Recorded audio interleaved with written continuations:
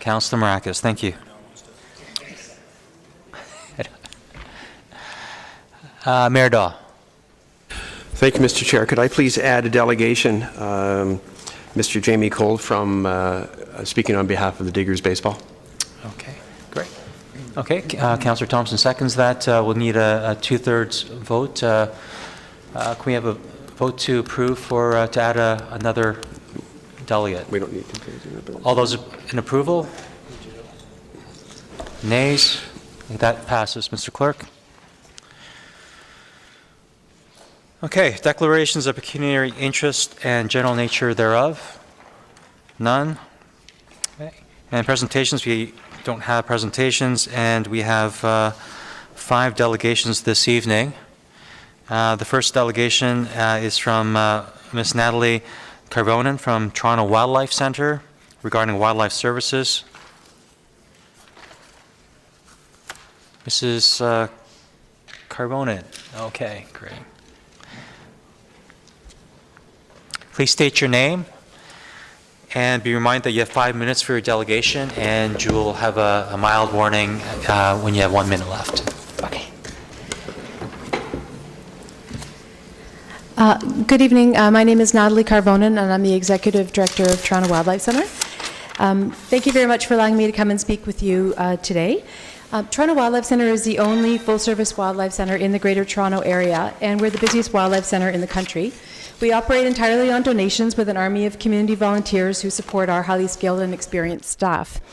As our limited resources permit, we've been helping Aurora residents, both human and wild, with a variety of wildlife-related issues. It is our understanding, however, that as of January of this year, you have a new animal services model for Aurora, but one that only responds to calls about domestic animals. It's also our understanding that the town's animal control officer is only able to respond to wildlife situations that occur on public lands, which in our experience represents only a very small fraction of occurrences. Consequently, when Aurora residents encounter wildlife situations, there is minimal help available from the town. Residents can be very emotional when they see wild animals in distress, when they see wild animals suffering on the roads or in their yards, often victims of development or urbanization. Responding to wildlife issues is not only a humane response for the animals in need, but is equally important for the happiness and the safety of the people who are encountering these animals. Toronto Wildlife Centre has the skills, experience, and facilities to be able to help with these situations. We are receiving calls and requests for help from your residents, but we do need your assistance to ensure that these services are available and in place. I'm here today to ask you to consider entering into a service contract with Toronto Wildlife Centre to provide wildlife services to the town of Aurora. Toronto Wildlife Centre currently has a service contract with King Township, a municipality with an animal services model similar to yours, where there is a service provider for domestic animals. Toronto Wildlife Centre services round out the animal services requirements for King Township. This arrangement has been in place since 2014, and last year they actually renewed the contract with us, asking for a 5-year contract this time. Programs that we can provide include a wildlife hotline service. We have highly trained and knowledgeable staff that are available to help 365 days a year. We're actually very proud of our hotline. We have a hotline manual that's actually being used all around the world right now with 500 500-page long peer-reviewed manual. The first 100 copies were purchased by the Ontario Ministry of Natural Resources, who hired us to do training with their field offices as well. The calls on the hotline we respond to, of course, are calls about sick, injured, and orphan animals. We help a lot of people with nuisance situations. We provide a lot of just general information, or people are frightened of animals in their neighborhood or just need plain old good information about how to live with those animals. And then we also coordinate rescues in the community when those need to happen. Our rescue program is very specialized. It's the only one of its kind in the country. Our rescue staff are highly trained in all types of response, like rappelling up and down cliffs, and ice rescue, swift water rescue, chemical immobilization, etc. This was actually in Aurora, this rescue right here on one of the ponds in Aurora. So this is an example of a rescue situation where a baby great horned owl fell 70 feet out of a tree, and because we're trained in tree climbing, we were able to recreate a nest, climb all the way back up in the tree, call in the parents, and actually get the parents to continue caring for the babies in the nest. So these types of wildlife situations happen all the time in communities throughout the GTA. In this case, this gull had been caught in fishing line 70 feet up in a tree in a park, and people were very, very upset about this situation. So our rescue team can respond to calls like that as well. More typically, you might get a call about a raccoon who's very sick with distemper or something else has happened and he's on a rooftop of a house. Typically, municipal animal services agencies across the GTA are not able to respond to calls on rooftops. Our veterinary hospital is also very specialized and it is the only one of its kind in the country. And I'm going to hurry up here. We have staff vets who are specialized in wildlife medicine. Our wildlife rehabilitation program is admitting about 5,000 wild animals a year, about over 270 different species. And the goal is to release them, of course, back into the wild. And our public education program carries out a huge range of public education initiatives, including community meetings when there are issues that flare up in the community. Things like a coyote eating a cat, for example. We've carried out a lot of community meetings in King Township and other areas when those types of things happen. We are right now working on a permanent facility in the Rouge National Urban Park, which will be unparalleled in this country. It'll be an amazing facility offering all kinds of other public education opportunities. So wildlife services response provider is very important in municipalities because of the huge diversity of wildlife that live there and also for keeping your own residents safe. They will take matters into their own hands, often if they don't have a proper provider who can actually come out and help with wildlife issues. And I'm going to wrap up in a Ms. 2 minutes. Carbone, are you able to wrap up in a few seconds, or you I- need significantly more? No, I can wrap up pretty quickly, and there's lots to say, but maybe I'll let you ask me a few questions if there are questions. So just to wrap up, we are getting a lot of calls from your residents now. It is difficult because you don't have any service in place for wildlife whatsoever. We're going into the busiest time of the year for wildlife right now. In King Township, we take care of absolutely everything for them with regards to wildlife, all the programs that I mentioned. The contract with them is about $10,000 a year. That's for 365-day-a-year service.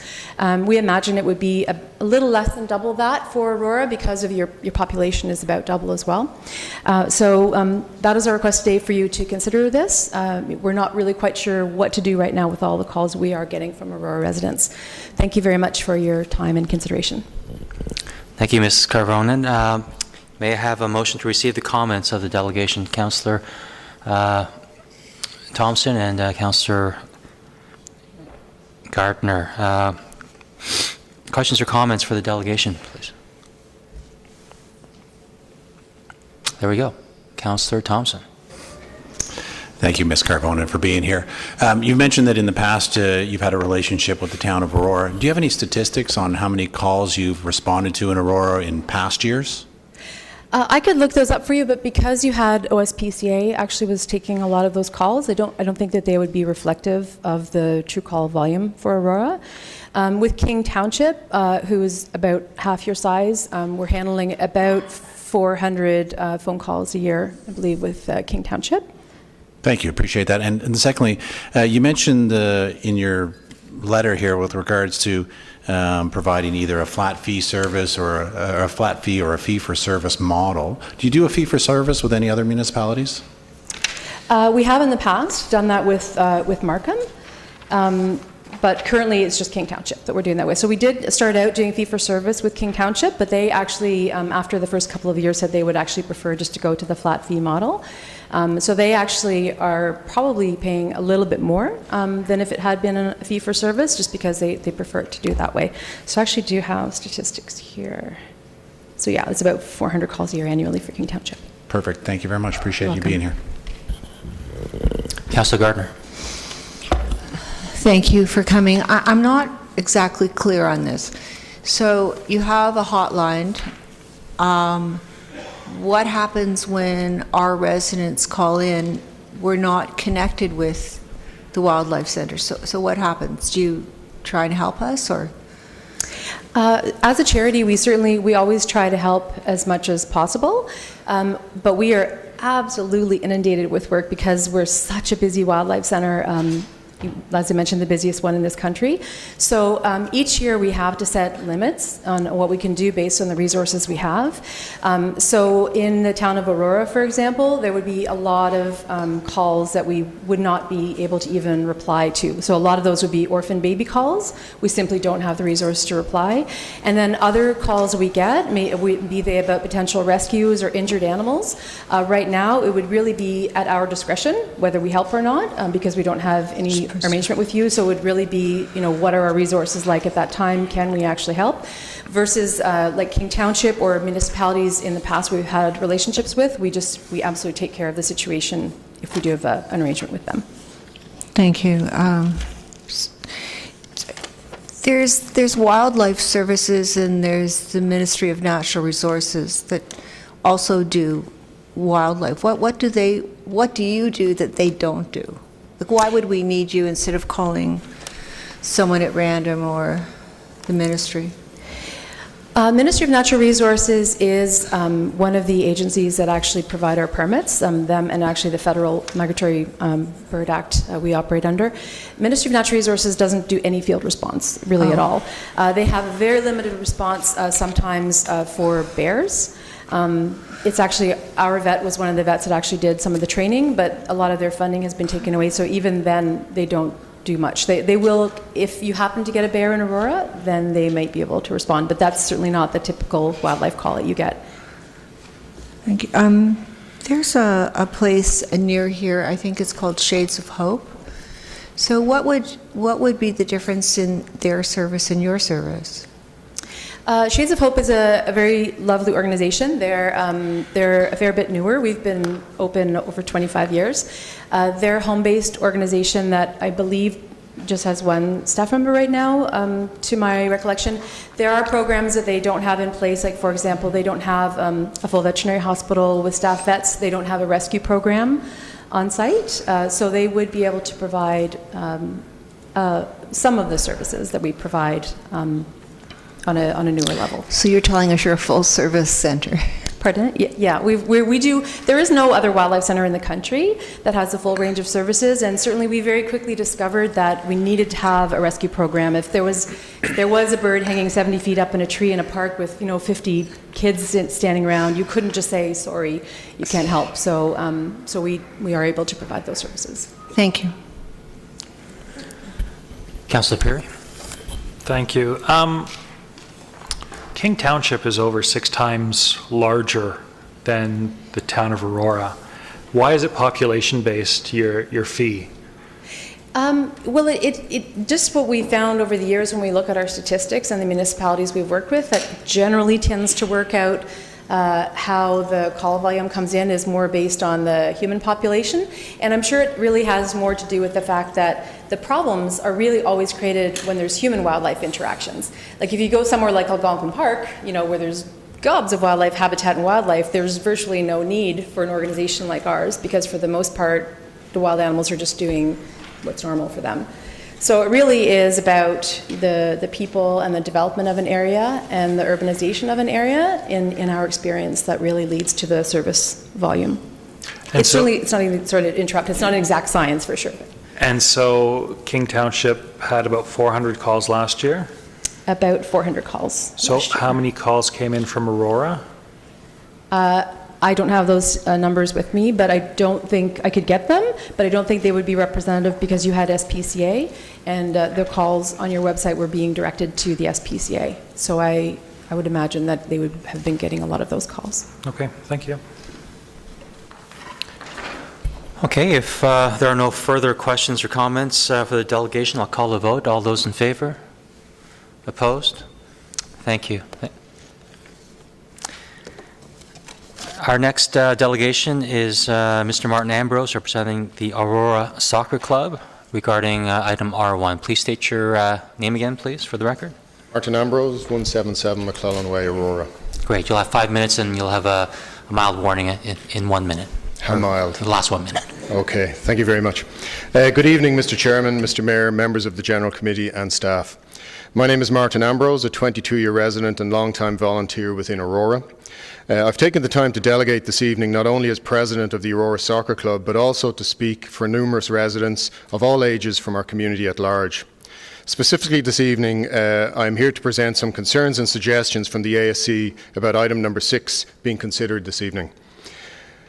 We'd like to respectfully ask that Council take a closer look at the process that has led us to the report coming before you as it relates to the use of the recreational purchased lands at Hallmark. The staff proposal before you this evening for consideration seeks Council approval for $3 million budget and permission to construct 2 baseball diamonds. To be clear, we are not here to speak against the need for more ball diamonds. We are here to inquire what the town's priorities are and to question the process that has been followed to arrive at this request for approval. How does it reflect the priorities identified in the existing Master Recreation Plan? But first, let me provide some history. The ASC was founded in '54, second oldest sitting behind tennis. We are not-for-profit and operate with integrity under a lease agreement for over 30 years. We self-fund all of our programs, including rental of out-of-town playing fields. We wish to continue offering great programs and be a place to socially interact. TFC are playing in the Champions League this evening, and we have a World Cup year. The rise in soccer's popularity across Canada is imminent. Members provide their voluntary services to the club, but also to other causes such as Cancer Society, Heart and Stroke, South Lake, Yellow Brick House, the Food Pantry, 100 Women Who Care. The facility is also used by the Optimist Club, the Celtic Club, a Fishing Club, Darts Club, and the Chamber of Commerce are going to commence usage this year. Our new Over 45 League has 6 active teams. We are hosting our first Over 18 co-ed play in June and introducing walking soccer for over 60s who wish to continue to play and maintain their social relationships. We also provide a toddler program for 40 children. The town's long-term vision is to develop the town of Aurora into a healthy, strong and complete community that provides a range of places and opportunities to live. A complete community is designed for all stages of life, which includes places to meet, build social connections and support active and healthy lifestyles. Statistics show that 64% of children will participate if their parents do, while this drops to 24% if the parents are not involved. The Town of Aurora's own Master Rec Plan, as approved, recommends the building of a new baseball diamond and up to 3 soccer fields, not one being multi-use. The ASC club facility is important to the community for a number of reasons. BYU recently studied over 3 million participants over 10 years, and I quote, "While exercise is definitely in the top 10 reasons why we live longer, social integration and close relationships are the top 2. This is a big part of our club's ethos." According to the 2016 census, we have 38,000 adults between 20 and 64, and we certainly want to continue to provide programs to this age group and support the town's strategic plans of an exceptional quality of life for all. Since we last addressed Council in 2016, we expanded our player base from 320 to 450, with an additional 24 darts players, and have turned away local players and teams due to lack of facilities. This does not include over 300 male and female social members. We recognise that according to the Aurora Master Plan, that the Aurora and King City Baseball Association has 720 players, which has been updated to 1,062 in 2017. The Canadian Soccer Association reports 2.6 million players, 500,000 of which are in Ontario, 5,900 registered in Aurora, 70% of our members are from Aurora. The desperate shortage of playing fields for soccer throughout the town is not a surprise. While the new facility in Wellington is most welcome, the ASC has been proactive in addressing its capacity issues with the staff. The pressure we are under with the loss of Shepherd's Bush and potentially Magna will only exacerbate the problem. ASC has already been forced to rent fields outside of Aurora, specifically the police shed, which we have also maxed out. To now learn that the town intends to develop the Hallmark lands for sport is encouraging.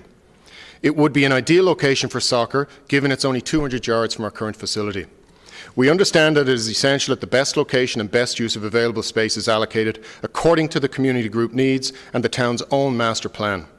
We would suggest that Council refer the item back to Parks, Recreation and Cultural Advisory Committee for further consultation, or in the alternative, that Council direct the staff include at least 1 soccer field with floodlights in the project design and approval phase.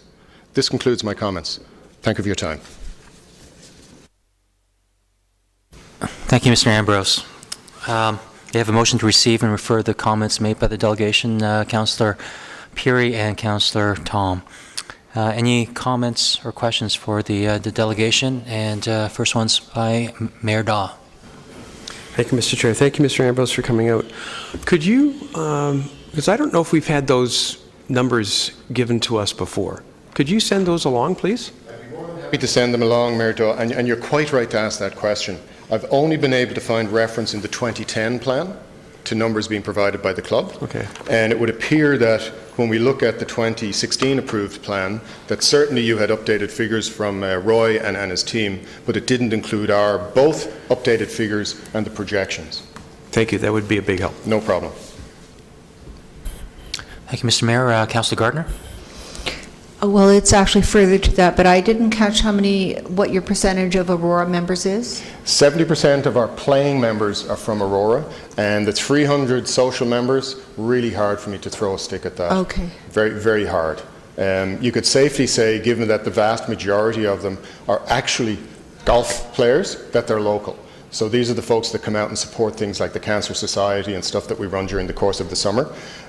We cap our golf outings to 100, and there's probably only 20 soccer players that play, so certainly 80 of those are local yokels, if I'm allowed to use that phrase. Thank you. You're welcome. Any other questions or comments for the delegate? Okay. No, it's just for members of council. Sorry. Okay. Okay, sorry. Sorry, you can only address members of council. Thank you. So if members of council don't have any further questions, I'll call the vote. All those in favor of receipt? Opposed? That carries. Thank you, Mr. Ambrose. Okay, our third delegate, Mr. Roy Cohen of the Aurora Youth Soccer Club, regarding item R1 as well.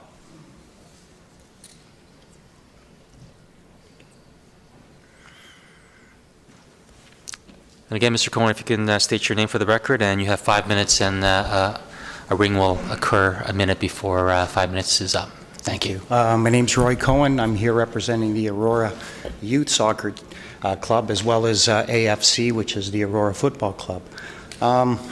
Basically, I just want to say that thank you, Martin. Roy, it's my pleasure. Yeah, I appreciate it.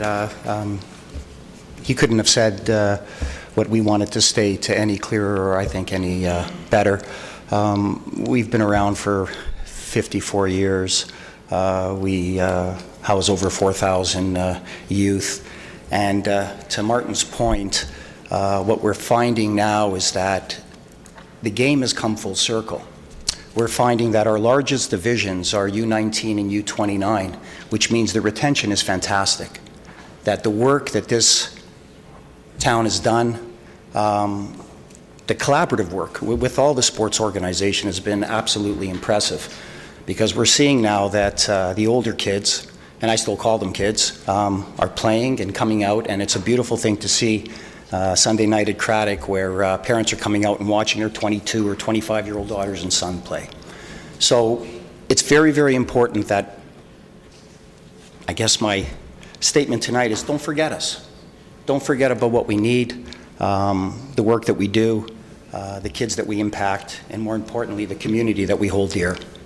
So again, Martin, thank you for everything. You've done some fantastic research, and I don't want to, repeat everything, but on a more human level, it's about the kids.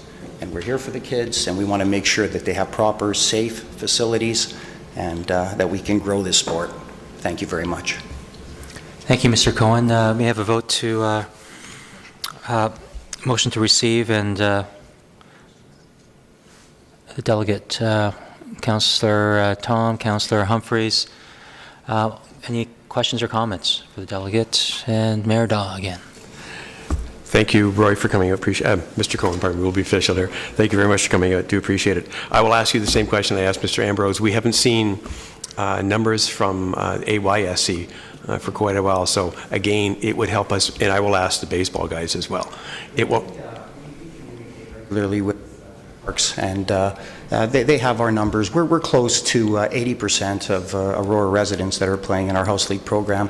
So we're there, but it's funny, I was talking to a few councillors earlier, and the whole idea, I think, is inclusiveness. Our neighbors in York Region look at Aurora with high esteem, and I think inclusiveness is very important.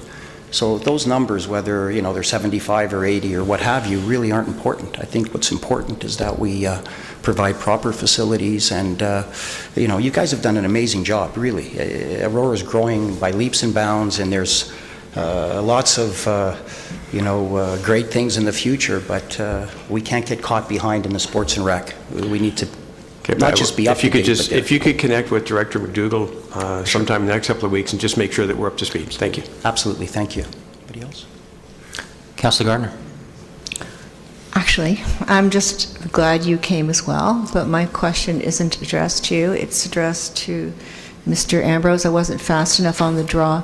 So you are going to, no. You will include, per the mayor's request, the numbers for softball as well that you have? I'll find out from Roy who Mayor Dahl wants us to give the data to, and we'll provide it accordingly. Thank you very much. And I'd also like to welcome Mr. Dave Giroux to the chamber. It's been a while, Mr. Giroux. Thank you for all the work you have done. Thank you. Mr. Cohen, given the popularity of sport in general, Aurora, and, we quite pride ourselves in being a sporting town and being physically fit, there's always a challenge and a struggle to capture resources for all our sports.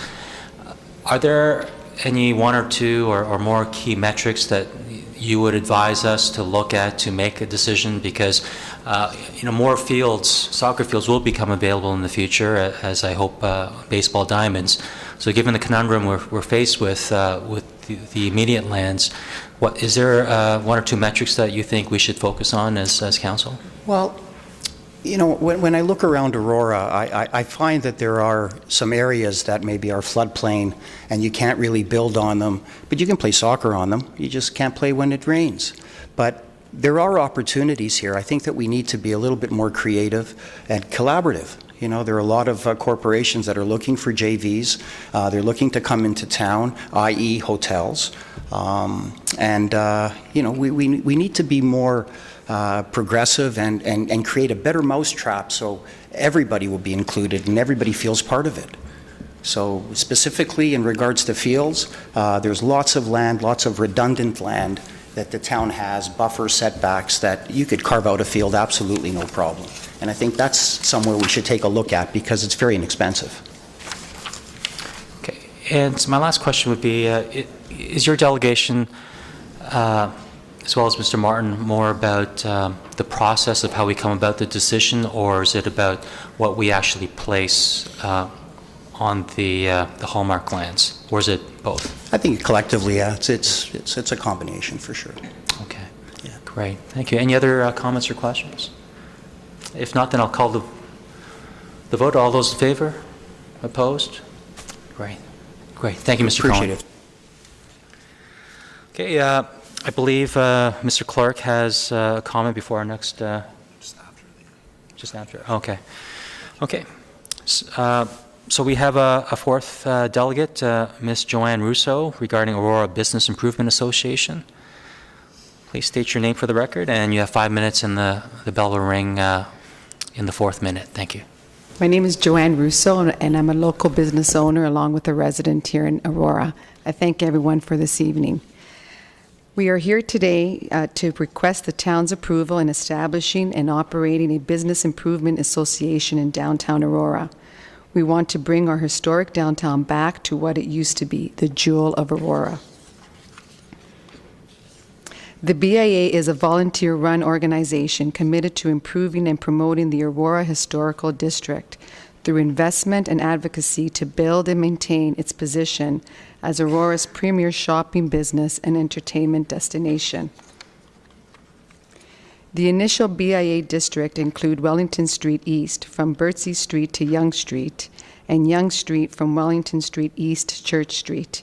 In conjunction with the town, we have surveyed 92 businesses, and the results were overwhelmingly in favor of a BIA.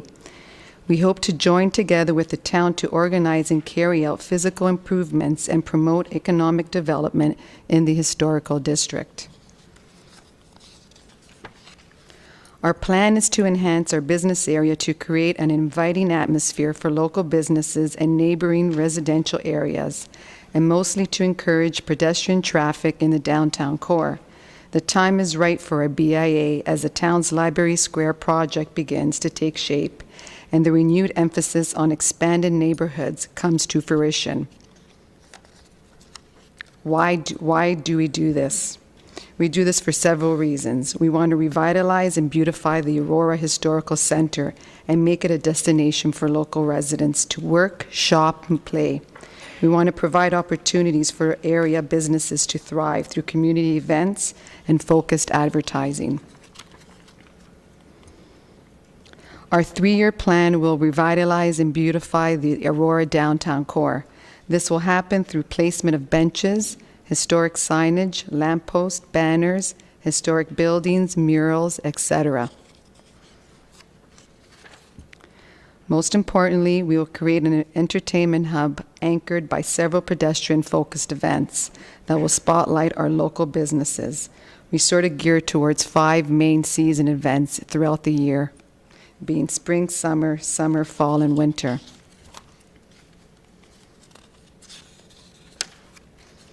We thank you. We look forward to obtaining your support and working with you to make our historical district a thriving downtown destination. Thank you for your time this evening. Thank you, Ms. Rousseau. I believe now Mr. Clark has a comment. Thank you to you, Mr. Chair. When the business community comes forward with a request such as this, staff and mostly myself have legislative obligations to perform, such as sending notice out to these businesses. So I'd appreciate a motion to receive the comments and refer the comments in the presentation back to staff for a report back to council, if that is amenable for council. Thank you. Councilor Abel and Councilor Perry will second it. All those in favor? Oh, you've got a question. Councillor Humphreys, you have a question? Yes. Thank you, Mr. Chair. Thank you so much, Mr. Rousseau, for coming tonight. I'm really excited. I'm super excited. We have so many great initiatives, the Community Improvement Plan, the Promenade Study, and we have capital budget in our budgeting process for exactly what you're speaking about and what your goal is. What's really important is the BIA working closely with town staff and councillors, mayor, so that we can put these priorities together and work towards that in the budgeting process. About 4 years ago, we came back to beautifying downtown and improving simple things like the sidewalk area and some benches. It was costly, it was about $200,000, but this is where we have to prioritize. We need to make it look beautiful. We need to make it look inviting. And I believe with the Library Square, we had a sample of that with the Christmas market we did last minute this year. It was a huge success. People want to come back downtown. They want to enjoy our downtown. So it's our obligation as a council and the future councils to really work towards that. So having a BIA that helps prioritize this will help council know what is really important to the businesses in our community and be able to, again, prioritize what we want to have our downtown look like. Because, I love downtown. We all love downtown Aurora. But it deserves this attention and focus. So I'm so happy yourself and our previous Citizen of the Year who's sitting in the audience, Ms. Mary Georgopoulos, and I believe I saw another person who was heading this, Sandra Ferry. So thank you so much. Don't give up. Keep trying, because I know it's been a while that we've had a BIA, and I'm so thankful you guys are pulled together and doing this on a volunteer basis to help us understand what we need to do to prioritize and make our town, our businesses, what we all want it to look like. So thank you very, very much, and I'm looking forward to seeing the amazing results in the future. It'll happen. Thank you. Thank you. Thank you, Councilor Humphreys. I'm sorry, one more thing. Sorry. Thank you to our clerk. It's exactly what I was going to do, is put it back to staff to put a report together to see how we can build this relationship. We have EDAC coming together, a brand new focus on economic development, a governance council, absolutely a perfect opportunity. It won't even get going probably till next term, but, or later this year, but great for you guys to work with them when they come into full force. So very good. So thank you for suggesting that. I really appreciate it. All right. Thank you, Councilor Humphreys. Councilor Thompson. Thank you, Ms. Russo, for being here, and certainly thank you to all committee members for the work you've done up to this point. I know that since I've been on council, we've been talking about it since 2011, and so it's certainly nice to see some of the discussions coming to fruition. The question I have really is around the financial model. You talked about raising funds through memberships and sponsorships. Would the BIA itself go out and collect those memberships and sponsorships? Well, we've looked at previous BIA associations, and they have tackled on what's called a levy onto Yes. property owners. We've surveyed 101 properties, and so far the votes that we have received to date have been very successful. The levy that we're looking at is about $400 per business owner. We're looking for the town for their support. We've completed a 3-year projection plan that we've presented with council. Thank you, because that's my follow-up question. Because typically, whenever we've talked about the BIA, it's been a levy against their assessed value of their properties, and so it does fluctuate. But you're talking really about a flat fee A for flat each. fee, Okay. yes. Thank you. Mayor Dahl? Thank you very much, Mr. Chair. And Mr. Russo, thank you very much. And Mr. Georgiopoulos and Ms. Ferry, thank you very much for the work that you've put in over the last, well, actually, just the last short while with you, Joanne.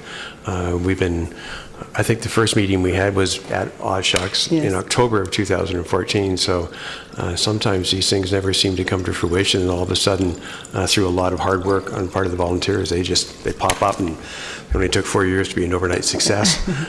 So thank you very much for the work you're doing, and I'm looking forward to getting a staff report and to seeing how we can support moving forward and helping to revitalize the downtown area. Wonderful. Thank you. Thank you, Mayor Dahl. Councilor Marcus? Thank you, Mr. Chair. Through you, Mr. Russo. Mr. Russo, thank you very much for coming. Revitalization is a buzzword that many have been using for quite a long time around Aurora. So it's great to see some movement towards getting to that realization and the reviving of the downtown core. You mentioned Library Square and some of the initiatives that council has put forward and are moving towards within the downtown area. I'm just wondering the thoughts and conversations with the business community and our local businesses, and is there excitement with the redevelopment of Library Square and Niagara College coming into the Armory? Are those type of things bringing some excitement to the local businesses? I think tons of excitement. We all want to see change, and we all want to be part of that change, and we know change is happening. So revitalizing the downtown, making it feel more historic is something that we're all been waiting for. We just want to see it to happen. So we're all positive attitudes, all positive responses that we've been getting from local business owners. Yeah, thank you, and that's great to hear. Yeah. And I think all of us are looking forward to when we get to a completion within the downtown and having that revitalization come to fruition. So thank you very much. Thank you. Thank you.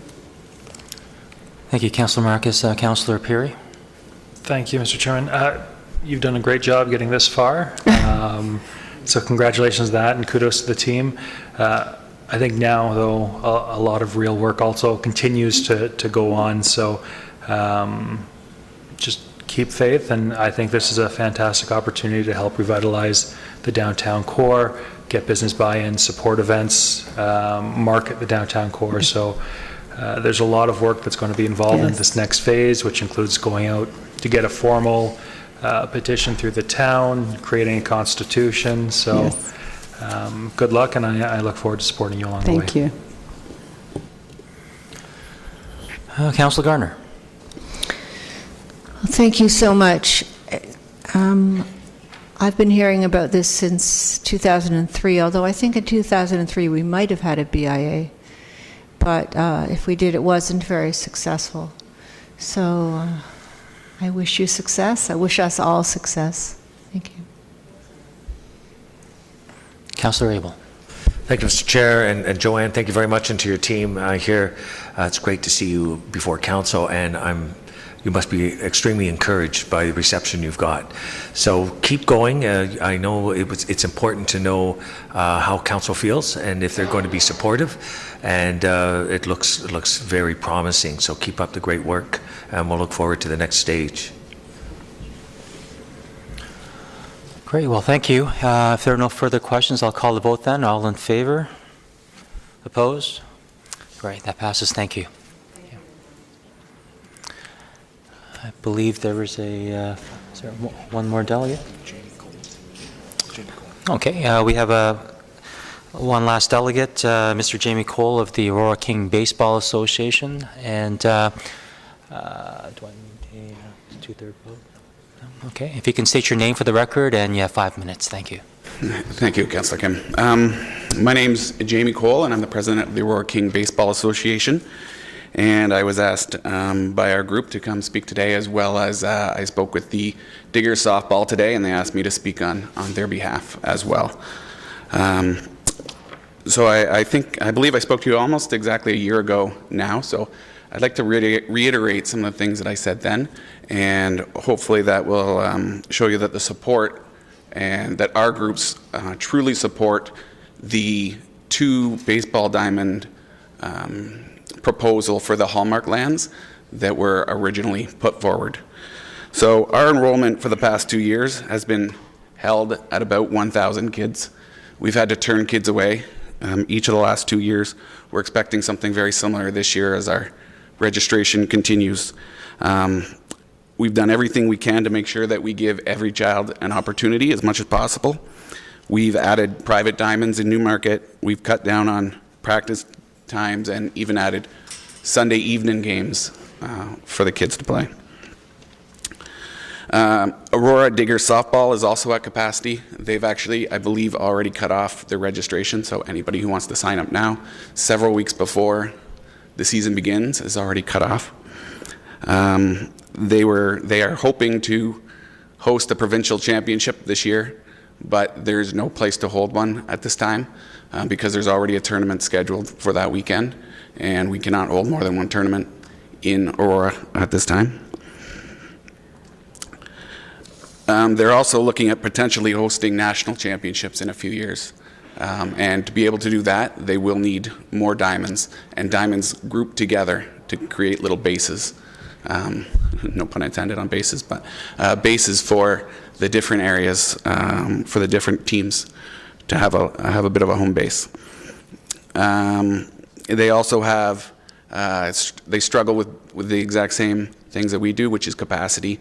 Their competitive teams, their team of 14-year-old girls is practicing at 9 o'clock at night during the week because that's the only diamond time that is available to them. Men's slow pitch is also at capacity. They've turned away 2 full teams worth of players this year just because that they cannot either get more diamond time that they would like.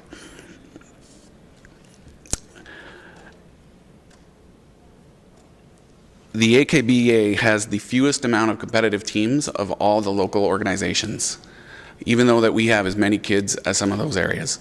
We cannot put more competitive teams on the field because it takes up more time than it does a house league team, and we're trying to get as many teams involved as possible.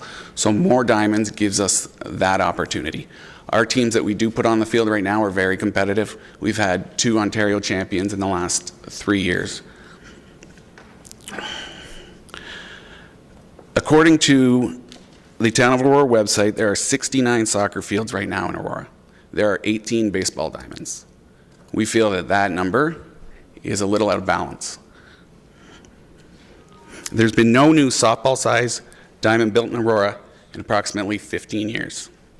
The only diamond built was Stuart Burnett diamond, which can only be used because of the mound by senior players, high-level players, and adult players.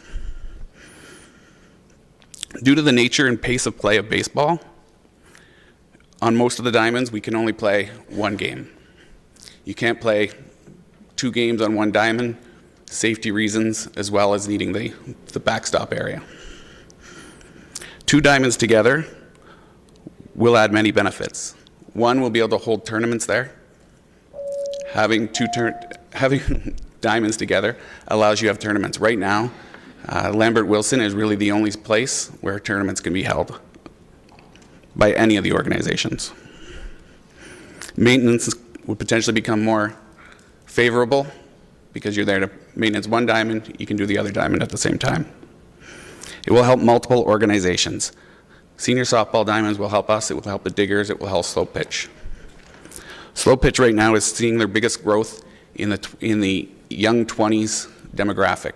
That's because they're graduating from organizations like ours and moving on to that. There's 2.5 million slow pitch players across Canada, and we're hoping to continue to feed that group.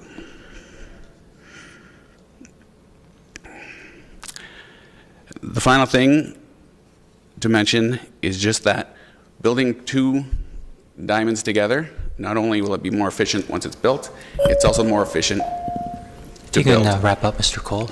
And that's everything I have to say. Thank you. Okay. Thank you, Mr. Cole. May I have a motion to receive the comments of the delegation? Mayor Daw and Councillor Tom. Any questions or comments? Councillor Gartner, please. I'm just going to thank you and ask you if you have the numbers, the local numbers for baseball. I have the Aurora King baseball numbers, which is we have 1,000 kids registered each of the last 2 years and expect the same number this year. Thank you. And how many diamonds are there in King City? Or is it King Township? King Township, there are 6 diamonds. Thank you. And you think it's about a 50-50 split? I'm not sure, between Aurora King? King makes up about 25% of our enrollment. Oh, okay, thank you. And we make up 60%, just over 60%.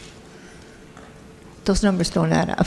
Oh, the rest come from, we get some people come in from Oak Ridges and that sort of thing, close by. Thank you. Where our diamonds are actually closer than some other diamonds. Thank you. Councillor Humphries? Thank you, Mr. Chair, and thank you very much for coming tonight. I didn't realize the situation, and as many as others as well that mentioned tonight, so I appreciate those details, and I'm sure the mayor will ask you a similar question that he's asked of the other sports clubs, so thank you very much for coming tonight and sharing that. Thanks. No problem. My pleasure. To Councillor Mayor Daw. Thank you, Mr. Chair, and thank you again, Mr. Cole, for coming in. Again, if you could make sure that those numbers that you've got get to our director so that we can do a proper comparison, that would be most helpful. Sure. And I'm sure that Robin would be happy to give you a business card. Do we have any for you yet? Awesome. Thank you very much again. Councillor Abel?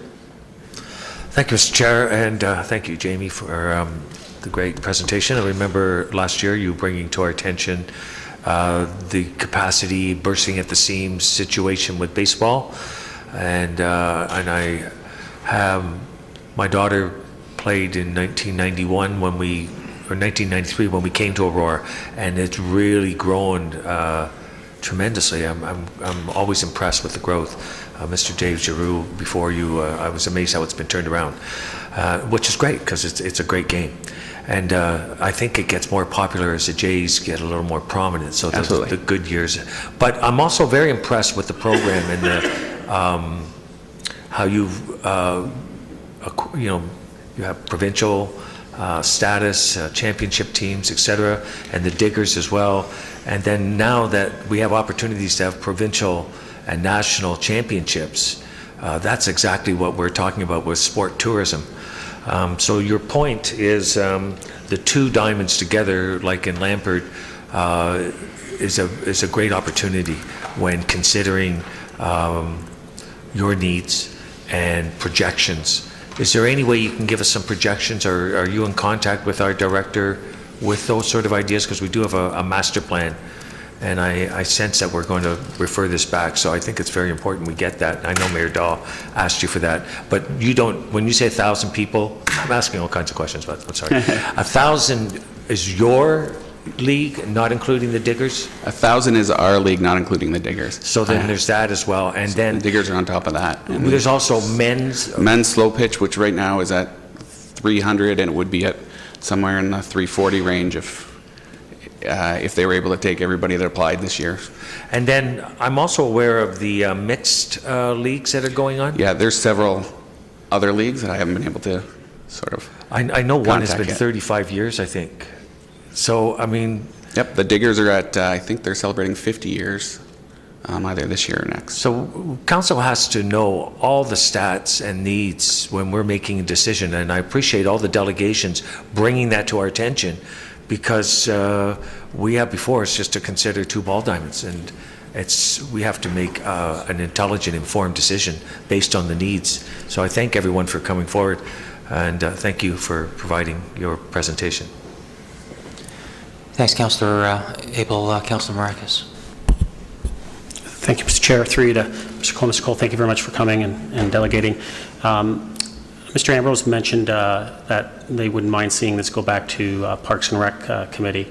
I'm just wondering, would you feel the same to have that opinion come from the Parks and Rec Committee and see what their thoughts are on it? Also, Sport Aurora also does sit on that committee as well, so maybe to get that aspect and that opinion. I think our opinion was that originally it was brought forward as the 2 baseball diamonds, and we fully support that we should go with what was originally brought forward and voted on. Thank you very much. Any other questions for the delegate? If there is not, then I'll call the vote. Then all those in favor? Opposed? All right. Thank you, Mr. Cole.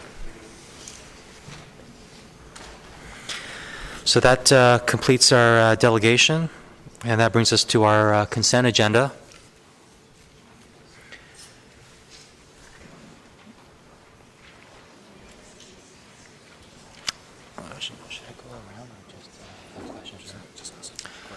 Okay. So if there are any questions on the items in the consent agenda, if members of council can press their buzzer and let it be known, please. Councillor Gardner? I would like 2 and 4. Sorry, which one? We're talking about C, right? C2, C4? I don't know. Excuse me, everyone. We haven't talked about the actual items, so You're welcome they'll be to. coming later on this evening if you want to sit through We it. can bring it forward. It's our run. Forget it. They did their thing. Sorry, so Councillor Gardner had C2 and C4. Okay, Councillor Abel? Chair, I was going to take C4, but I'd like C5, please. 5.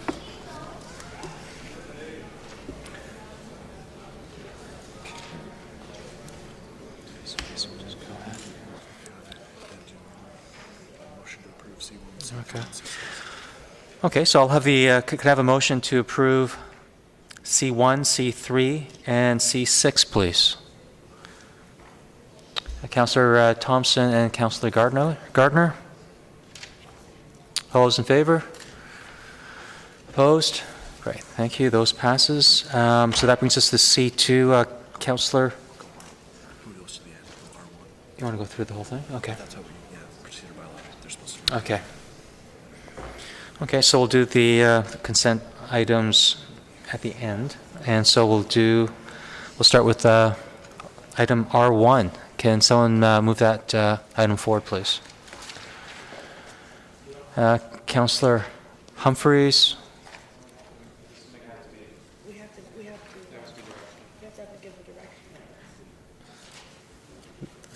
We just approved the consent agendas. Okay. Mayor Daw will second. You just put, yeah, that's right. That's right. Please don't.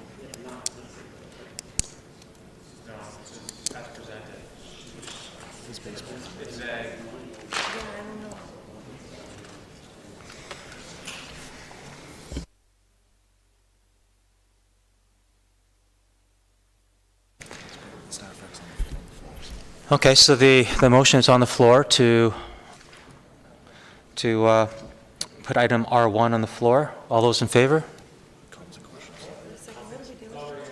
Sorry, comments and questions, sorry. Councillor Abel.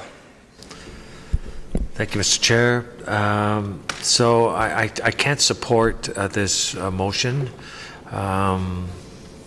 I really feel that for myself, and I can't speak for everyone else, but I need more information. And I think we have to think of all the sports that are required and I'd like to know and satisfy what we have in mind going forward for our other leagues. So for soccer, for example, if we're aware of the lands on Bloomington, what the plans are, and where fields are going to go, I think we can make a better decision on how we're going to vote forward. I really agree with making 2 ball diamonds in one place. I think that's the obvious thing to do. It meets the needs and it meets growth.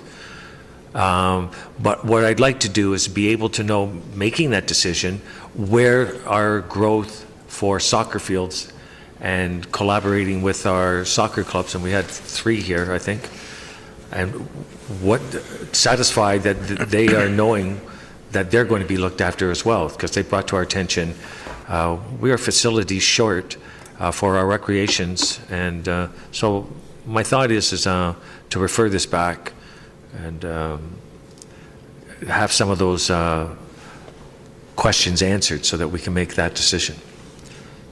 So I have a feeling that by the end of this, maybe someone else will do it, or if you can come back to me, but it matters little, but I can't support it the way it is written right at this time, Mr. Chair. Mayor Dahl? I was just going to put a referral back to staff on the floor now. I think most people are interested in having staff analyze those numbers, so let's just do that now rather than go around the horn. So I'll defer to Councillor Abel to put the referral on the floor, and I'm happy to second it. Did you want to have the others, to hear from the others before you, did anyone else want to? Okay, can I have comments on the referral only, please? Councillor Marakis. Thank you, Mr. Chair. Speaking to the referral, if we're going to refer it, I think that no one has too much of an issue of doing that, because we'd all like to see a little bit more information.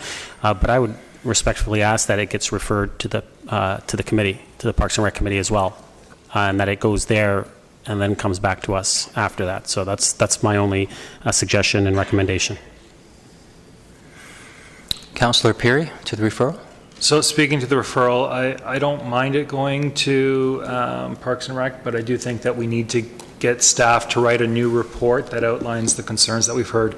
To use another sports analogy, what we're doing throughout this process right now is essentially starting a cage match where different organizations are pitted to go against each other to get a finite resource, and really only one could win. I'd put my money on the rugby team if there were an actual cage match, but it's not really fair to be doing it this way. It's been 8 years, I believe, since we completed the Parks and Rec master plan, so I think getting an update on the numbers makes sense. So I'm in favor of referral.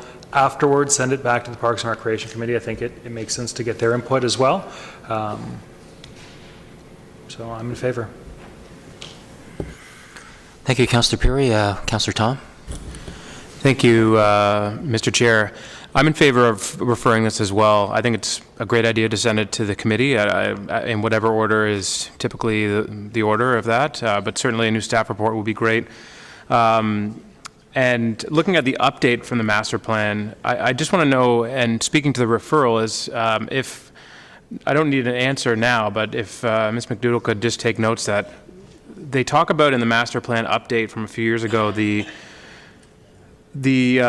rates of booking for the town-owned fields and for the town's baseball diamonds as well. And based on the information, I'm not sure, obviously things have changed, because the numbers for baseball from the master plan update talks about 700 or so registered kids, and the gentleman from the Baseball Association talked about 1,000 now. But, and also that they were turning kids away from both, or cutting off registrations from baseball and from the Diggers and from the AKBA. But the update, if I'm reading it correctly, talks about how we weren't, the diamond utilization rates and rentals have decreased whenever this was written. So obviously if those have increased, I'd just like to know those numbers. So are we at total capacity? We don't have an hour to spare. That would be good information to have. And I just think likewise for soccer.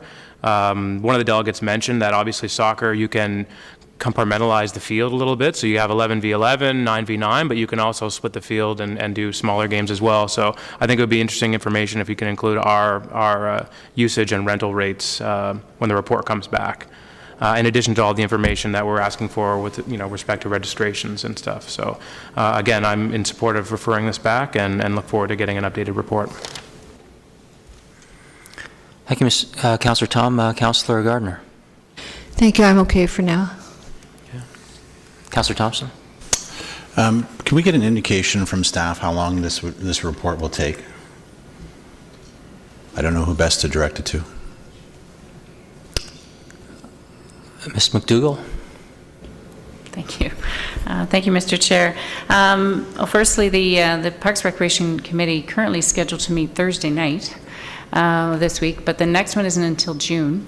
I'm aware of that. So timing-wise, getting back to council, if it's to go to the committee first and then to come to council, timing-wise wouldn't be until July if we pace that, unless we call another meeting. So at this point, from getting the numbers and figures, that wouldn't take long.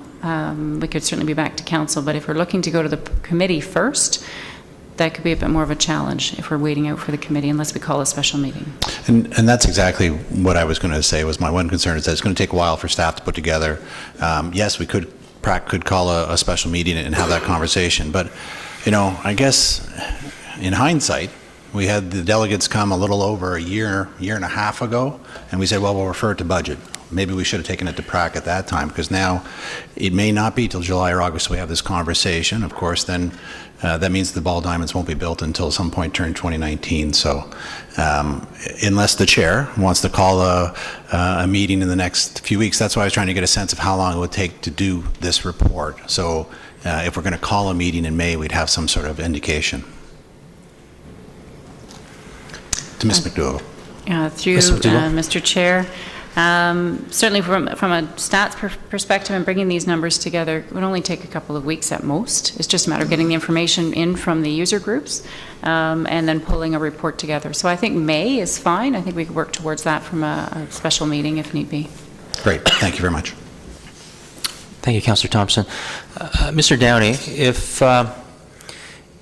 if we were to vote to move ahead with one of the two designs tonight and approved and ratified next week at council, when would the tender go out, and when would the fields be ready for either sport?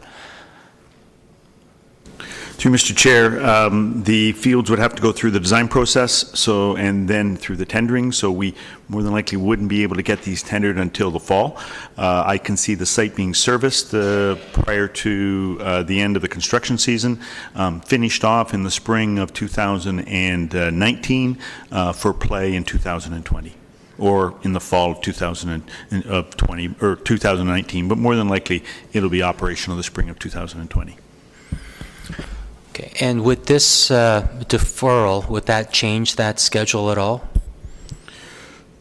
Through you, Mr. Chair, what it would more than likely do is eliminate any opportunity for construction in this year, servicing of the lands, that sort of thing. I can't say for sure, but that would place that somewhat into jeopardy. Doesn't mean that wouldn't then be able to be moved over into the spring of 2019 for full year construction in 2019, open for play in 2020. So it will just change the timing of the project, but the opening of them would be somewhat similar. Okay, so it seems either way at the earliest fall of 2019, likely spring of 2020. This item was brought to council capital budget last fall, as Councillor Thompson stated, and you came forward with your report at the time with the recommendation. Can you rehash our memories and reiterate what your recommendation was and why? Certainly. Through you, Mr. Chair, Mr. Chair, we had, when we purchased the land in Hallmark, we had presented a report to council in response to some questions about what can we put on those lands, what can it hold? So we had presented a drawing to, or a concept to council in September of 2016, which is part of your report, identifying a layout of a baseball diamond and a soccer pitch, just so council had some idea from a footprint perspective what you could potentially put in those lands. And that, as I said, was presented in September of 2016. In April, about a year ago, April of 2017, a delegation from the Aurora King Minor Ball came forward to council, and council gave staff direction to come back to, or come to the 2018 capital budget with 2 baseball diamonds, and you wanted potential costs, locations, and ancillary needs. There was no mention of trying to combine any soccer pitches. You wanted a capital budget that indicated 2 ball diamonds. So we had presented that to council as part of the budget. When we presented that to budget, council wanted to know a breakdown of the costs. There was some concern with regards to the amount of money that was being spent on these facilities, as well as was there an opportunity to put a soccer pitch on these lands. So we have come back with a report that has addressed those concerns that council asked us to look at during the budget deliberations, and that was a concept that showed both a baseball diamond or a lit softball diamond and a soccer pitch, as well as individual costs for each facility, so that council could then take a look at some deliberations, or they could deliberate over what they would like to see ultimately within that parcel of land. Staff are recommending that we move forward with the concept that was presented to budget, to council in the 2018 capital budget, which is the installation of 2 senior softball diamonds with baseball infields, similar to the facility we have at Optimus Park. That was following a meeting that we had with the Ball Association after the delegation and after direction to staff from council. We met with them. We wanted to make sure we were going to address their needs. It was a very good meeting. We came away with a clear understanding of what their needs were, and we moved forward with preparing a capital cost. Thank you, Mr. Downey. I would be in favor of proceeding tonight if the fields would have been ready by the spring of 2019, but given that it won't be ready for the new season, which is 2020, I would be open to the deferral and to make sure that everyone's content with the process. But I am, just for everyone to prepare, a year or 2 down the road, it would have been nice for both organizations to know how to plan for 2020. Councillor Abel. Thank you, Mr. Chair. I'm glad we sort of addressed the Parks and Rec. I didn't realize the committee was every other month.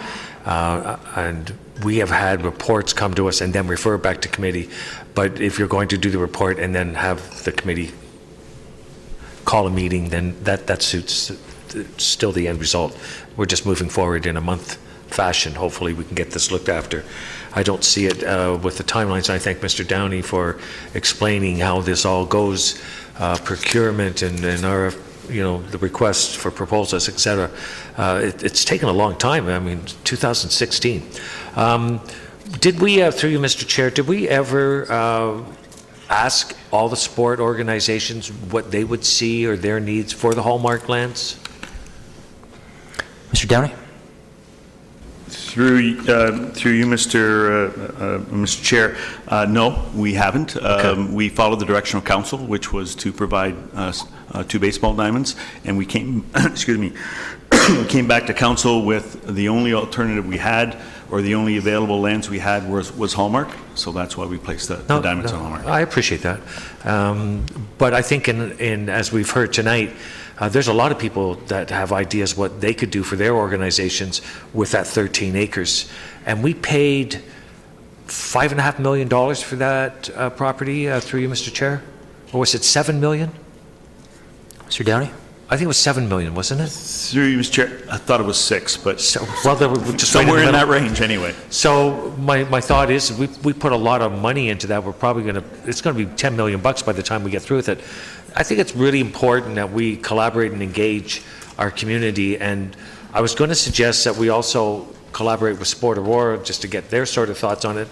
But I am cognizant that there are 2 members of Sport Aurora board on the Parks and Rec Committee, so they will be able to participate in the dialogue as well. We're going to get numbers and projections from the soccer and baseball. I think it's really important that we have the plans, and I like what Mr. Cohen said, be creative and figure out where we can put soccer pitches. And, you know, maybe they'll say, fine, put the 2 ball diamonds there in Hallmark, and if you're going to do this for us, then we're happy, but they don't want to miss an opportunity. So I think all that should be relevant in the referral. Thank you. Thank you, Councillor Abel. Mayor Dahl. Speaking to the referral, Mr. Chair, I think it should go back to staff. It's going to be a while before we can organize, I think, an effective Parks and Rec Committee. It's going to have, we're going to need information from staff anyways before the committee looks at it. I do agree that the committee should look at it, so I would think going back to staff would be the good thing to do right now. They can at least get working on the information that is going to be needed at the committee level anyways. So I will support the referral to staff. Okay.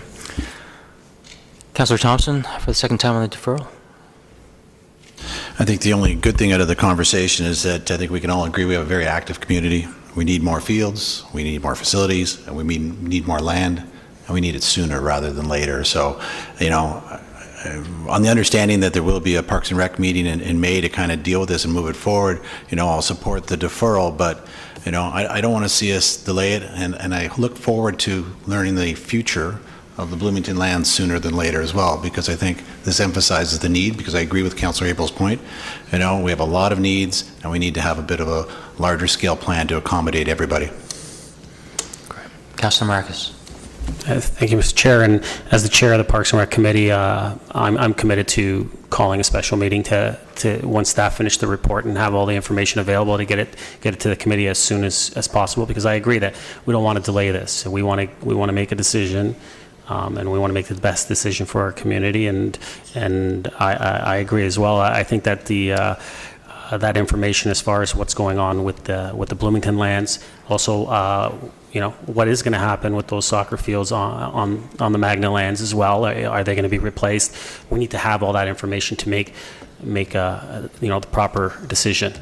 And the best decision for our community and for all our sports teams. And but at the end of the day, I think this is a win for our sports community, because we are committed to building sports fields on this land. It's just a matter of building the right ones, and I think once we have all that information, we'll make that right decision. Councillor Humphries. Thank you, Mr. Chair, and I appreciate the comments around the table, especially calling a special meeting, Councillor Marcus, as your chair. I think that's fantastic, because if we can have this information during this term now, it paves the way for it to come to fruition near the end of the year through the next term. So very important. There's lots of needs that are required for all our sports clubs.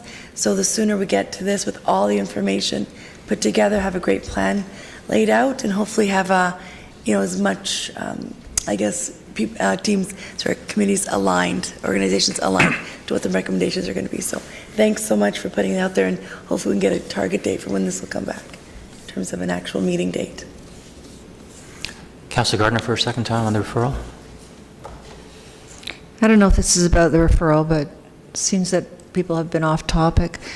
And, you know, I've seen baseball come so many times to this chamber and ask us for help. And I can feel the frustration all the way over here. And I thank you for your work and for what you bring to the community. And I don't know how it's going to turn out, but that doesn't change that we need to thank you for your work.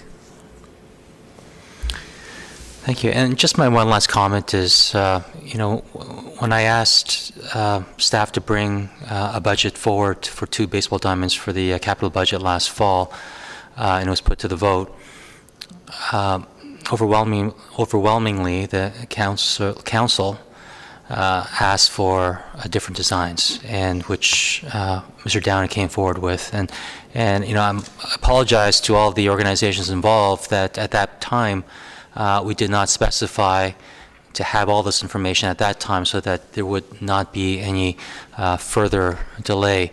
But given, the timelines that Mr. Downey forwarded us, that looks like it's not going to be ready until 2019 anyway, 2020 spring. Small consolation, but we do apologize for the delay on decision, so that it might delay on future planning, but we will get the decision right. And Mr. Downey, if you could also, on your report, besides just the figures, if you could also translate, what does that mean with respect to timing?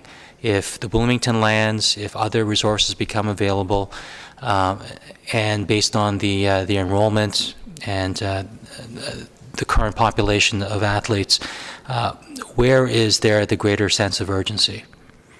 And if you could provide, that information, that would help us tremendously. We know that all organizations, in particular baseball and soccer, certainly require more facilities. It's just a matter of timing, which ones come first, because we do know that there are resources coming online, but it may not come soon enough. So if you can help us out in terms of the timing, that'd be great. So we have Councillor Marakis. Is that that'll be third time? Sure. Okay. So there's no more comments and questions. So if I can call a vote on the deferral, all those in favor? Referral, sorry. Opposed? That passes, Mr. Clerk. Councillor Marakis.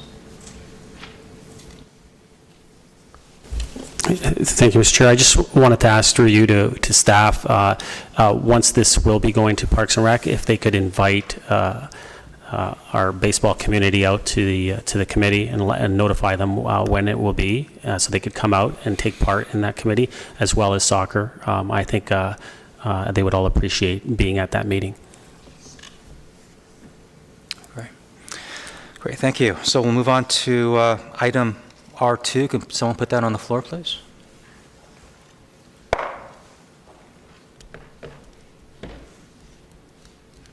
R2, would someone like to put that on the floor? Councillor Thompson and Councillor Gardner.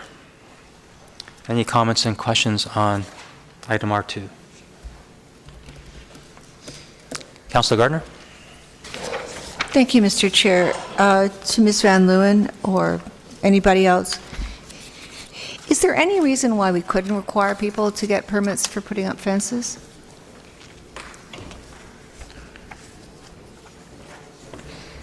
Through you, Mr. Chair, we could require permits for fences, but if you consider that we have about 20,000 residential properties in the town of Aurora, it would be extremely taxing on our resources, and the ability to deliver that service would require additional staff, because almost every property has a fence.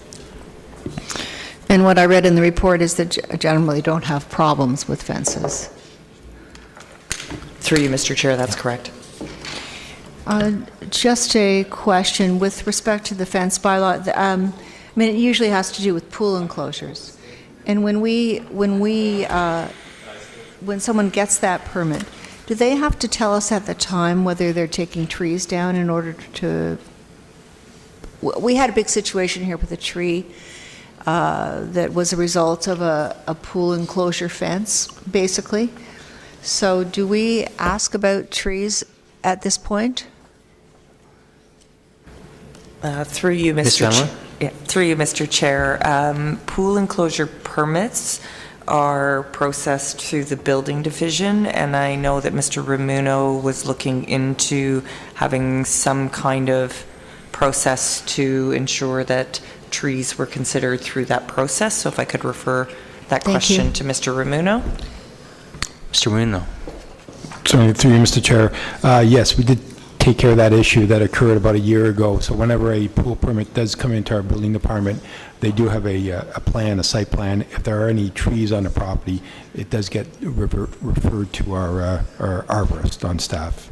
And the applicant is advised that if there's a tree, they may require a tree permit removal application. So we've addressed that situation.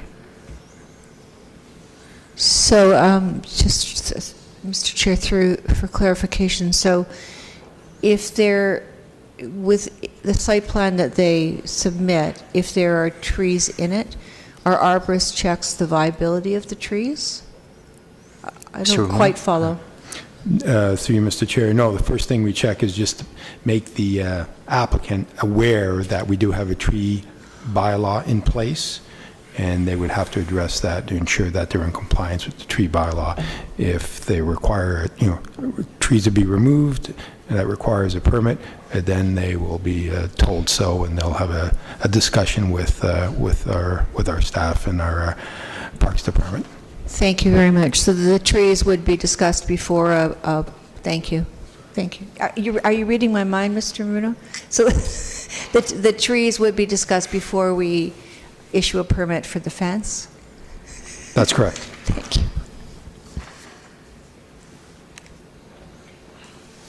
Is that all, Councilor Gardner? Okay, Councilor Abel? Thank you, Mr. Chair. And through you, I'm looking at page 2 and introducing reasonably regulatory provisions. It's the second body. That the owner, when they're building a fence that is less than 2 feet to the property line, the suggestion is that there would be the ability to maintain and repair the building without. So I just need to understand that, if I could. Are you saying that if they're going to build a fence that they have to allow for maintenance for the building that they're blocking? Ms. Van Loon? Through you, Mr. Chair, what we're suggesting is that if a fence is erected within 2 feet of a building on an adjacent property, then that portion of the fence along that building elevation would require to be erected with removable panels or hinged panels so that access would be reasonably easy. Excellent. So would that person still be required? They're not required to get a building permit. So my question is, if they don't have to get a building permit and they do not allow access, what happens then? Ms. Van Loon? Through you, Mr. Chair, I would imagine that the adjacent property owner would register a complaint with the town. We would go out, we would investigate. If the fence was erected and non-compliant with our provisions, well, they're proposed at this point in time, we would take enforcement action. Thank you. And is there any way to, like if they said, geez, if I'd known that, I wouldn't have built it in such a way?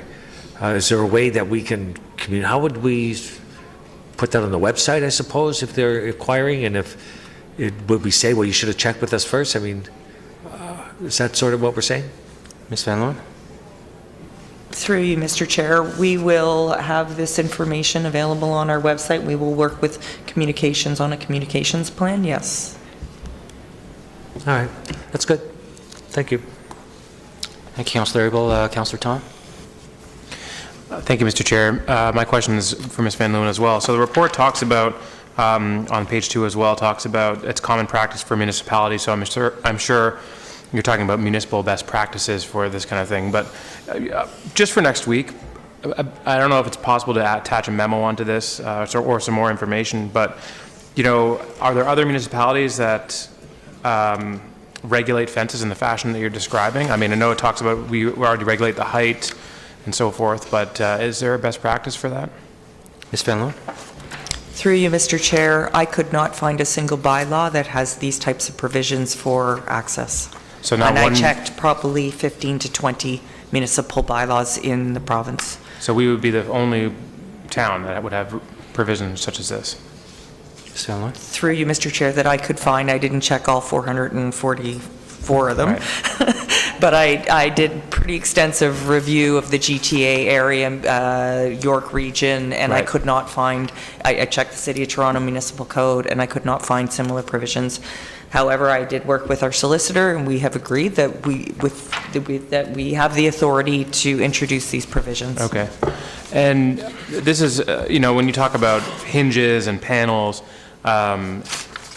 what would happen? I mean, we already have a bylaw in place that would allow for the use of, if you have to enter onto your neighboring property to, say, fix the siding on your house or to replace the siding on your house, so long as you leave the property as you found it, that's the current bylaw that we have. So if you had to, say, remove a fence that was too close to your house or something, to, say, repair your siding or some major renovation, you would probably have to remove the fence, do your repair work, and then have the fence rebuilt or reconstructed to the same fashion it was before. Is that correct? Ms. Van Loan? Through you, Mr. Chair, that's correct, and could be considerably costly. Right. So, I mean, if you put hinges on, you're talking about the kind of, not the main posts of the fence. This really only deals with minor repairs to some potential problems. I mean, like if you're going to have to redo the siding or repaint the side of your house or something like that, I mean, hinges aren't really going to help you. I mean, you know what I mean? If I erect a wooden fence, in some scenarios, it would be helpful to have those types of provisions, but in others it wouldn't. So you'd be in the same place. Is that why we don't see these types of bylaws around? Like these types of provisions are difficult to anticipate what the needs are going to be? Ms. Van Loan? Through you, Mr. Chair, if we had removable panels or panels that were hinged so that they could completely open, then I don't think maintenance would be that difficult to work around because you'd just be working around the posts. Okay. Like I said, I was looking for information, but you've already provided it. So, I'll probably do a bit more research myself until next week at council. But I appreciate all your effort on this, and thank you very much for the report. Mayor Dahl? Thank you, Mr. Chair. Through you to either Ms. Mackenzie Smith or Ms. Van Leeuwen, in terms of letting people know, how are we going to effectively communicate? I was at a seminar today, and the age-old "how do we engage people" came up. So how are we effectively going to let people know? And I see we're doing the "no, you take it" dance over there, because certainly when I put a fence up, we went and talked to our neighbors. I know it's a unique idea. I'm not even sure we looked at the town website. Now, that was a number of years ago, but I suspect that it's still the same case today, that the fence builders come in and say, yeah, you can't be any higher than 6 feet, and go nuts. Through you, Mr. Chair. Ms. Van Loan? Or Ms. Mackenzie Smith? Through you, Mr. Chair, it is indeed, I'm not going to be perfectly honest with you, it is a difficult challenge for sure. I mean, the reality is this bylaw is very specific to very specific properties that are built under very specific circumstances. So obviously, we would make sure that the information is on the website. We can certainly work with as an example. I think the problem is more specific to older neighborhoods, and so we do have a ratepayers organization as an example that's in a area that has a lot of older homes, and where this is more likely to happen. So what I would recommend is that we do targeted communication specifically with that ratepayers organization in order to make sure that that information is getting specifically to those people. And then obviously we would include information just in our notice board and our other general communication, but I think targeted communication in this place would be much more effective. Thank you. Councillor Perry. Thank you, Mr. Chair, and through you to Ms. Van Leeuwen. Tasha, if this passes and a resident calls up and asks, do you have, do I need to pull a permit to build a fence? What's your response? Ms. Van Loan? Well, through you, Mr. Chair, I would be asking whether or not it's a pool enclosure or simply a fence, a fence along the property line. And I think we would take that opportunity to ensure that they have the correct information by providing them with the bylaw, by talking about the requirements of the bylaw. So that's an opportunity to educate. I'm half relieved that you didn't just say no, because at that point, my issue with this is without a mechanism to track fences that are being built or repaired, like a permit system, putting something in place that we then retroactively will go out to someone and say, well, it's against our bylaw. I don't think that's fair to the residents. In the same way that if we had a tree, if we didn't have a tree cutting bylaw except for very specific circumstances and somebody calls up the town and says, hey, do you have a tree bylaw? Can I cut down a tree? And somebody, you know, absentmindedly says, yeah, no problem, you can cut down a tree. But it's never said, well, you can only cut down a tree under certain circumstances, and if you don't cut it down in that specific circumstance and you're meeting criteria A, B, C, or D, then no, you can't cut down a tree. I think having one policy that is standard, that is enforceable across the municipality, that we can track is fair to the residents, but to put something in place where the only recourse is people finding out about it afterwards, I don't think it's fair to the residents. So I, through you, Mr. Chair, I would ask that 1 and 2 be split, because I'm just not in favor of having those regulations. Okay, go ahead and split the vote. And just to clarify as well, because I think it just, are there any instances in town where homes, older homes, are less than 4 feet apart? Who are you directing the question to? If somebody can, if we're talking about, you know, the hypothetical situations, but do we have any properties in town that are less than 4 feet apart? The homes themselves. Is nobody able to answer that? Ms. Van Leeuwen or Mr. Ramuno? Mr. Chair, I can take a crack at it. I mean, I don't know the specific number, but I'm sure there are a few in the older parts of town where there are reduced side yard setbacks less than 2 feet. So then are we going to put rules and regulations around a bylaw that if it is in one of those circumstances, that the fence has to be able to be lifted up so that either side can access the fence to make repairs? Because if you're putting swinging arms, you know, you can't swing both ways. So I guess from my perspective, I'm just...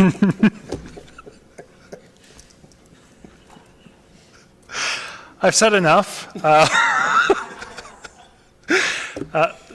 Sorry.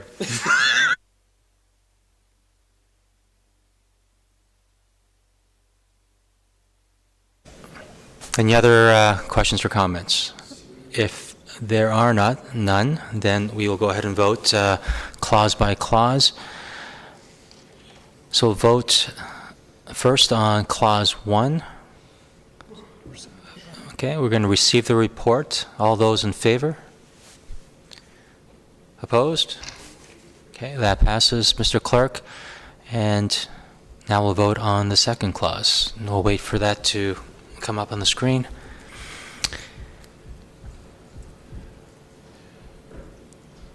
Okay, we'll vote on the second clause, that a bylaw to amend the town's fence bylaw be enacted, 4753-05 be enacted at a future council meeting.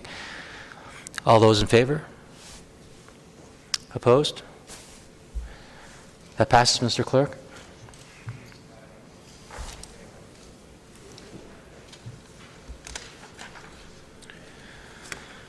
Okay, the next item is R3, the Petch House. May I have a mover, please? Just we'll do that. Okay. Okay, so we might as well go ahead and move one of the options on the floor. Councilor Marques, did you still want to move one?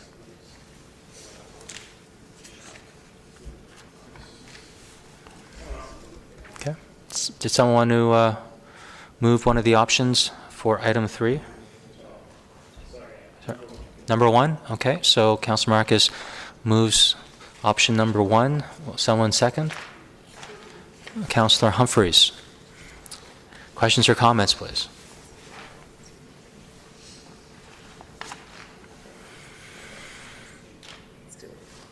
Okay. Actually, I have one question for you to put this before.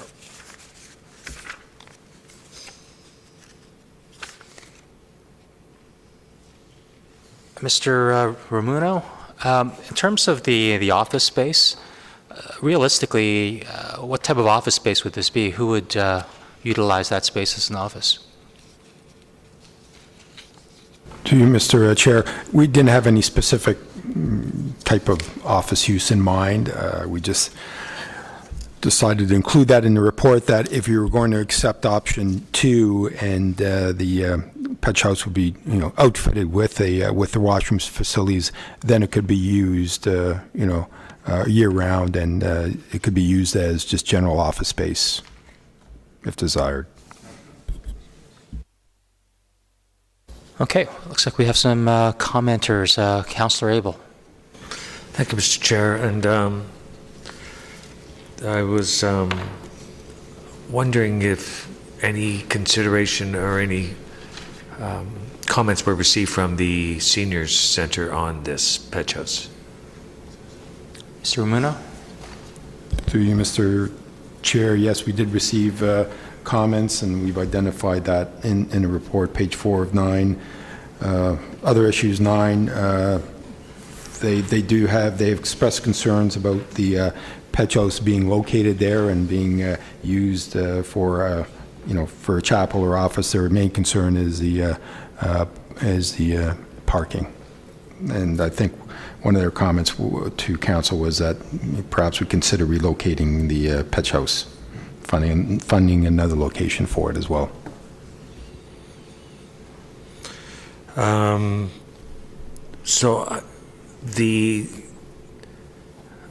This would not be accessible, this building?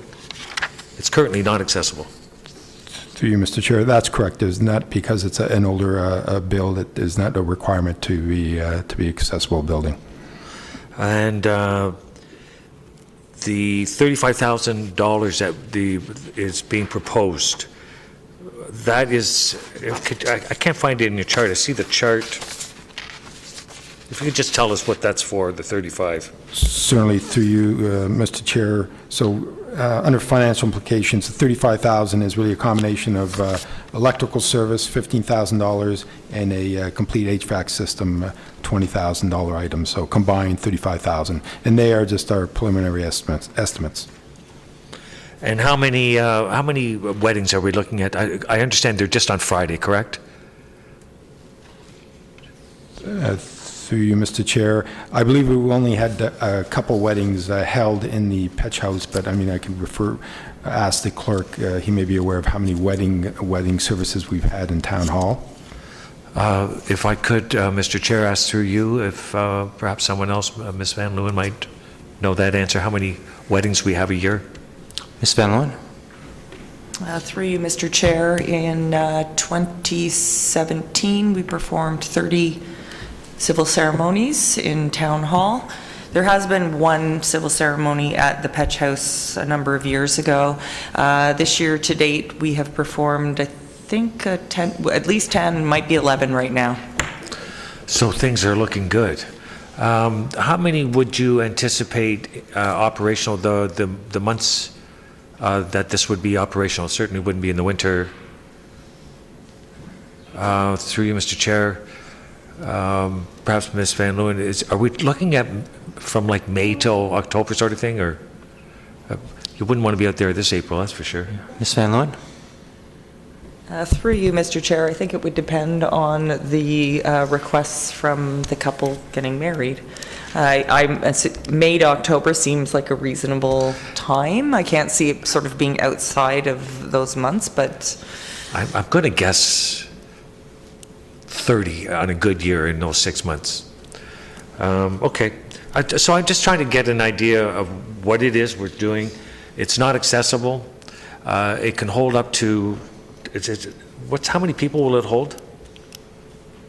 Through you, Mr. Chair. Mr. Ramuno?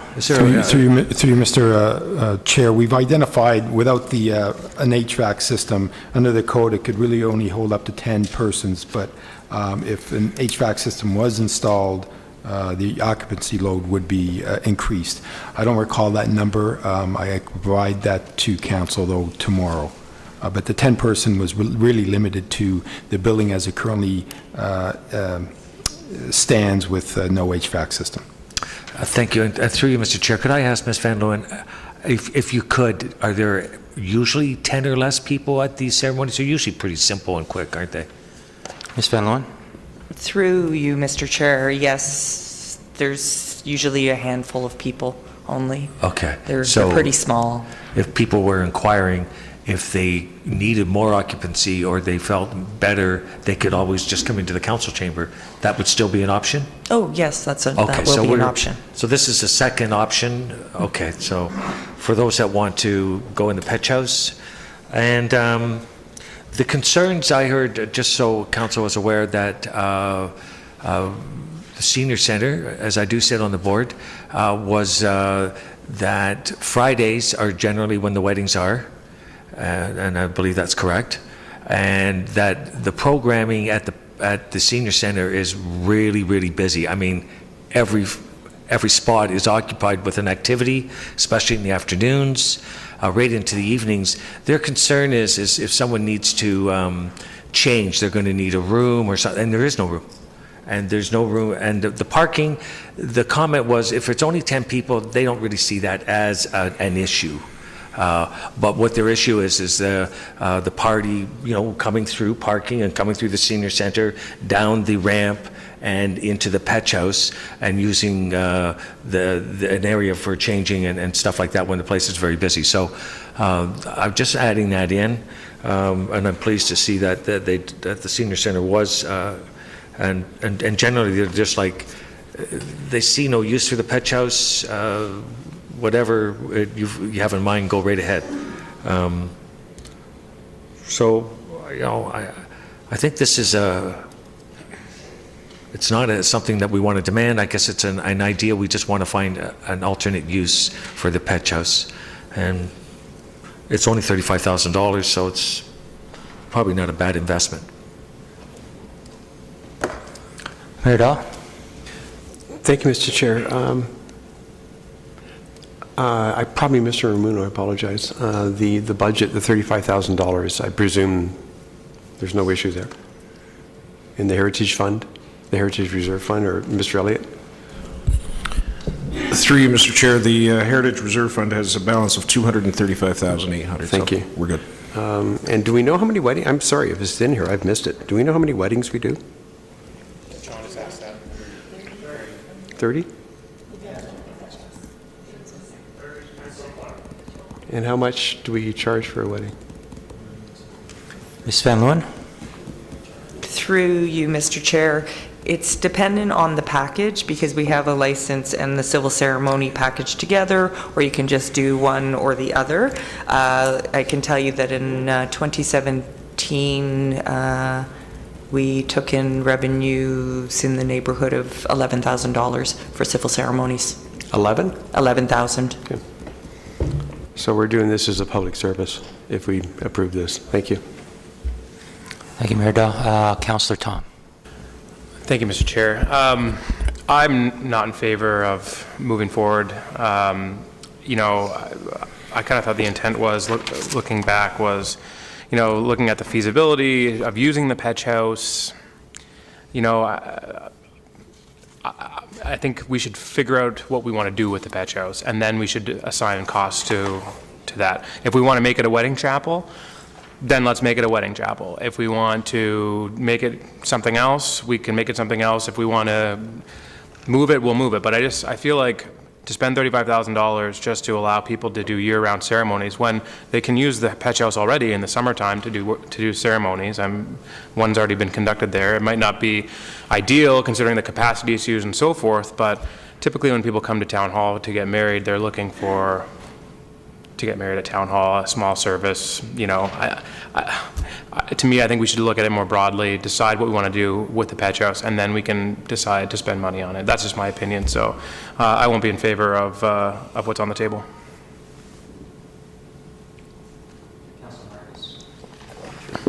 Thank you, Mr. Chair. I think regardless of what we decide to do, we're going to need electricity and we're going to need HVAC. We're going to have to put it in. The longer we wait, the more it's going to cost. So might as well put it in now, and we can use it for something. And as Ms. Van Leeuwen has mentioned, the town provides packages. So this would be another package to provide. It would probably be a slightly more expensive package compared to having it in the chamber. You know, and this is not the only purpose, as I stated before, that it could be used for. Having the HVAC system in there and the electricity would allow staff to possibly have other types of events in there as well. So this would be just the beginning of being able to utilize that space instead of having it just sit there empty and useless. So, and as far as that, we would be subsidizing or paying it $11,000 a year. And if you figure over 3 years, you'd get your return on investment. So, Councillor Gardner. Thank you, Mr. Chair. Through you to Ms. Van Leeuwen. Ms. Van Leeuwen, is it $11,000 per year for all the weddings that we do, or just those in the Petch House? Oh, we don't do anything in the Petch House now? That's correct. So that is for the civil ceremonies that are performed here in the chamber. I don't know, we just might be taking business away from ourselves in a way. To me, to have it as a wedding venue without having a washroom, I really just can't see it. But more importantly, and I apologize to the Petch House because we've been trying to figure out the Petch House for years and nobody wanted it. And now the seniors don't want it either, really. To me, the thing that this would be perfect for would be to, as an additional use for the senior center, because it's just busting at the seams, and we're not going to do another senior center. So, through you, Mr. Chair, to Mr. Ramuno, is it out of the question that we could figure out how to connect the senior center to the Petch House? Mr. Ramuno? So you, Mr. Chair, I mean, there is that pathway, I mean, if that's what we're talking about, connections, but it could be used, I mean, if at the very minimum you put in a hydro, electrical, and HVAC, it could be a usable space for a group like the seniors. I mean, it's in close proximity. There is that pathway that essentially takes it to, that connects the two. And you wouldn't necessarily then need to add the bathroom facilities, because there are bathroom facilities currently in the seniors, so that's an option. Do you know the square footage of the Petch House? To you, Mr. Chair, it's just shy of 800 square feet. So it's not a space that any of our community groups, it's not big enough for any of our community groups. I don't know, I can't see spending any money on this, as Councillor Tom said. We have to figure this out, or we should use it. Gentlemen on the other side of the table, we should either figure out what we want to do with it, like Councillor Tom said, or we should use it for storage. We don't have enough storage. We're always talking about storage.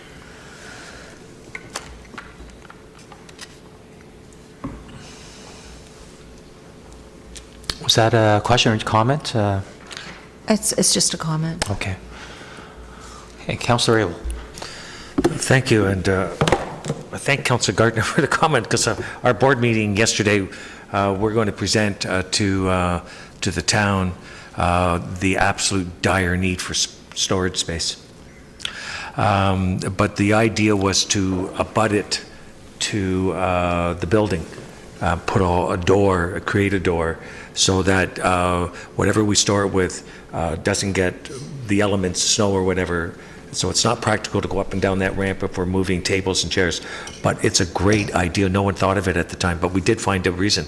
So if we could just sort of roll that up to part of the building, That's not a bad idea. And I know Mr. David Tomlinson said Petch House would be an excellent blind for the wildlife park. And I do recall last term we were in dire straits to do something with that. It was in such a dilapidated that as soon as Mr. Downey came forward and said, I've got the budget and the price, I think it was Councillor Buck that said we had $100,000, we just jumped at it, and we never gave a second thought to where it was going. We should have at that time. But how easy would it be to just pick that up and move it down the road or up to the building? I've seen a TV show where they move these big houses hundreds of miles. So I don't know if that's TV though, but I can tell you for sure it would be an absolute treasure for storage for the senior center. And it could be featured there for our heritage, and no one's looking, no one's doing anything with it. It's a great idea, Councillor Gardner. I'm going to bring it up at the board. Did you want to ask staff how much it would cost to move the Petch House? I've seen, engineers can do anything. Okay. Mr. Ramuna, how much approximately would it cost to move the Petch House somewhere around town? I don't have an idea, but we can definitely look into it. Al and I can take a look at that over the next couple of days. Okay, thank you. Do you have any? I was just going to say, I bet you Vic Priestley could move it. Okay, Councillor Perry. I've never heard us around a council table talk about moving an object, a big object, 10 feet before. But I would just point out that even if you want to use it for storage, it's still going to need electricity, it's still going to need lights. And that's what we're talking about putting in here at the very least. You know, and I heard a comment saying that we're not going to make our money back. I'd be tempted, since we're talking about the senior center, to know how much money we give them on an annual basis and what the return on investment is. We don't look at everything in that way. We never have looked at everything in that way. I think it's disingenuous to start suddenly out of the blue, you know, start saying we need to look at the ROI of fixing up one of our buildings. Ultimately, though, you know, whatever we do is going to need lights. Whatever we do is going to need some HVAC. It makes sense. So.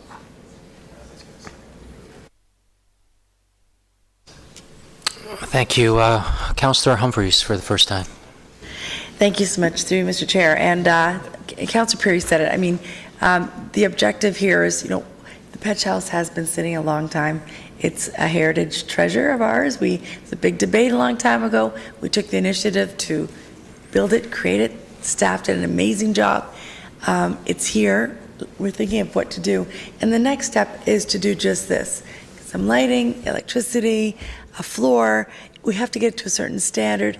We can use it. I know it seems like a lot of investment, but we need to do this. Otherwise, it will sit this way for eternity. So let's take this first step. It's, yes, $35,000, but certainly not outrageous if we all know what home renovations are like. So to bring this to speed, to at least enjoy the building for weddings or other things, at least we're getting there. And eventually, you know, who knows if it'll remain this way, or we decide something else. At least it provides the basics to get the building a little more usable for other things than what it's doing right now, which isn't much, other than I think some of the animals we have at Christmas time. Anyway, and I know there's congestion at the senior center for sure. I don't think this is going to change much. It's just what it is at the senior center, and that's a great news story. You want to be busy with your programs. So anyway, I'm supportive of this, option one, and I'd like to move forward with it. Thanks. Thank you, Councillor Humphreys. Councillor Gardner. Thank you, Mr. Chair. And we're talking about capital costs, but if you look on page 9, you look at the roof structure picture, right top right. Can you imagine how much it's going to cost to heat and cool this place? I'm sorry. I just can't see. I haven't seen yet any idea for the Petch House that makes sense. It will be a fortune to heat and cool this.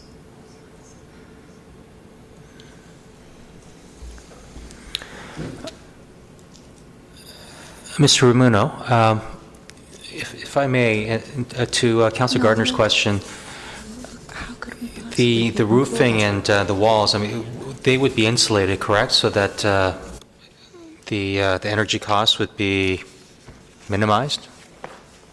Or Mr. Downey? Through Mr. Chair, just for everyone's information, in the picture, that's a false roof. That's the roof or the ceiling of the original building. However, we couldn't get a permit, so we actually had to build a roof over the roof. So that isn't actually the roof that you see on the outside. So there's a gap between the two. I'm not sure whether we insulated it or not, but just wanted you to know that that is the original roof, and there's a brand new roof over top of that. Okay. Thank you. And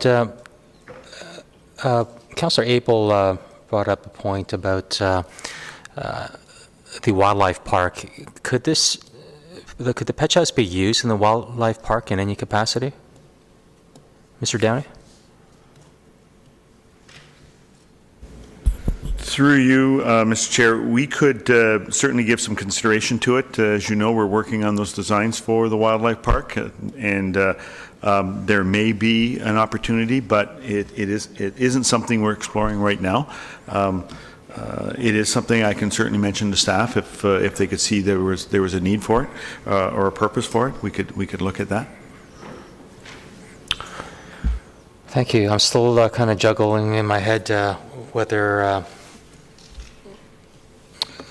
to move forward with option one or to not move forward. And but definitely with respect to the washrooms, I'm not in favor of a washroom out there in a 600 or 800 square foot room. I'm reminded of after finishing school, my friend bought a bachelor pad of around the same size with one washroom, and regardless of whether you're doing number one or two, you can clearly hear everything, and I don't think anyone would really want to use a washroom in that small little space. That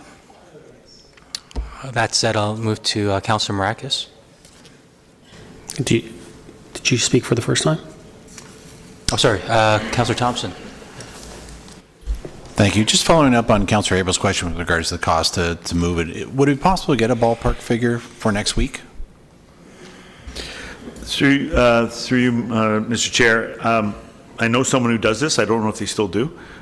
So I'll see if I can contact them, and they do moving of all sorts of buildings. So it is something I can look into. Great, I appreciate it. Looking back at some of the old reports, I know that we had an open call to the public, and there was a long list of ideas and suggestions on what to use the Pet House. But the wildlife park, the eco park, those were ideas that were talked about at the time, but those facilities weren't ready. So we chose adjacent to the senior center, and maybe even the library square as an option. But anyways, I'd like to get that information before making a final determination next week. Thank you. Councillor Tom. Sorry, Councillor Marakis, I forgot him, sorry. Thank you, Mr. Chair. Through you to Mr. Downey. Mr. Downey, if you can refresh everyone's memory, what was the cost to... I have the number, but I just want to make sure it's accurate. So was if maybe you can just back me up on it and say that's correct, but the cost to rebuild and then bring the Pet House to its current home right now, was it? I have a number of $146,280. I have no reason to dispute that number, so I can't recall. I really can't. But would it be around? Would it be fair to say it was around roughly? Yeah, around that? Okay. it would be fair to say that. I know that there were some additional costs because there were a lot of unknowns with regards to this building. Thank you. And just for everyone's benefit, I don't know who can answer this, maybe our CAO or maybe Mr. Downey, through you, Mr. Chair. How much money have we made off the Pet House so far? Off the Pet House. Has the Pet House made any money to the municipality? Through you, Mr. Chair, no, there's been no permit fees at all for the Pet House, so it has not brought in any revenues. Okay, thank you.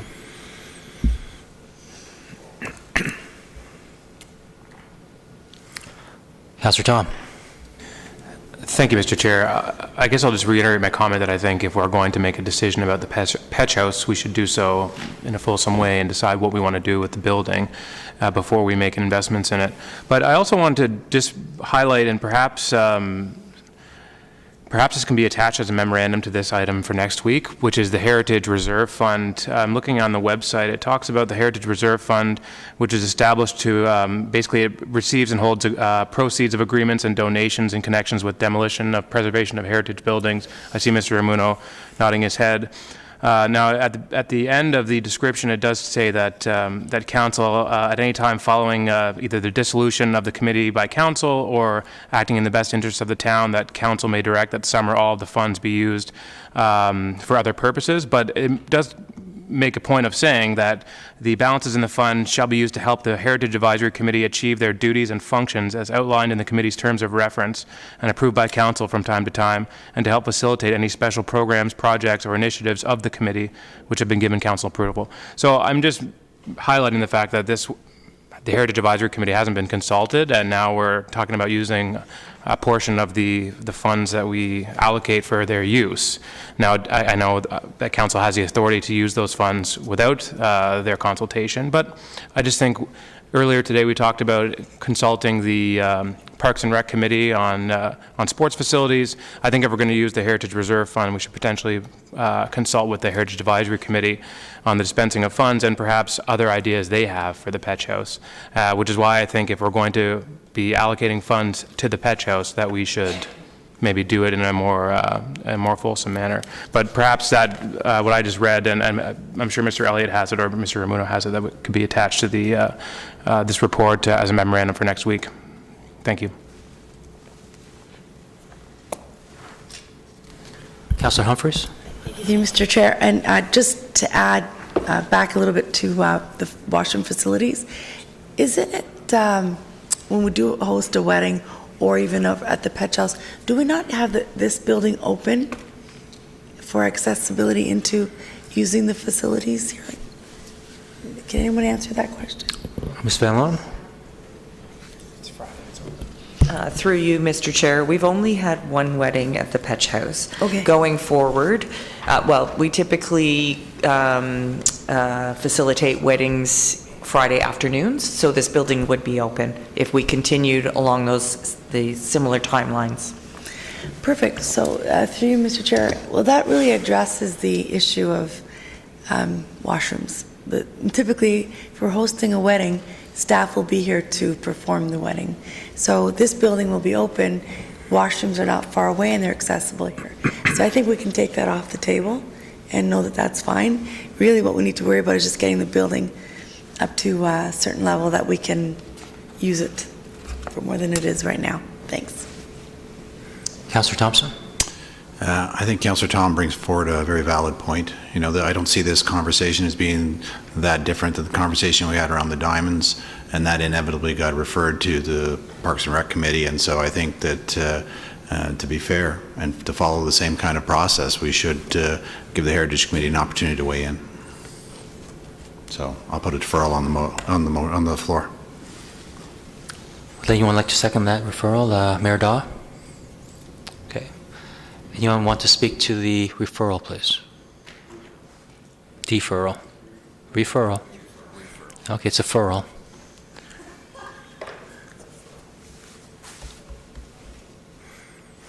No one would like to speak? No one would like to speak to the...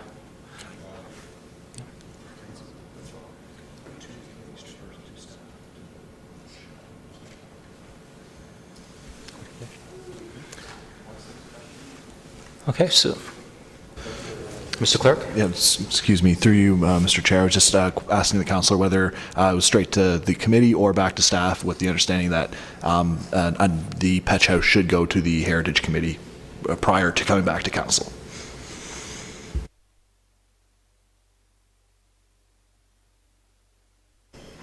Would anyone like to speak to the deferral? Referral? Referral. Okay. Councillor Marcus. Thank you, Mr. Chair. I think it's a great idea, and I think it's a great opportunity to hear from our Heritage Committee on how they would like to move forward in preserving one of our heritage properties. So I'm pretty confident that they'd be looking to making sure how we can preserve that property. Okay, so if there's no more comments or questions, then let's put this to a vote. All those in favor of the referral? Opposed? Great, that passes. Thank you. We'll go for our mandatory break. 5 minutes. Or 10 minutes.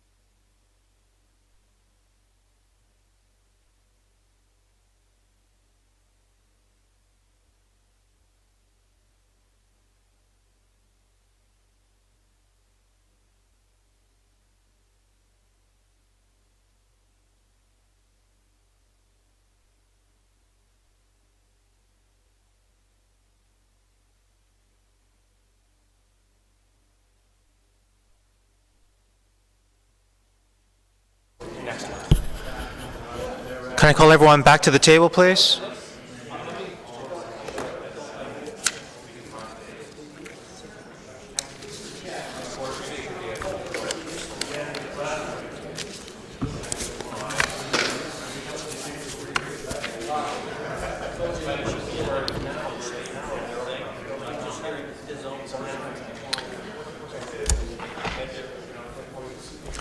Thank you, everybody.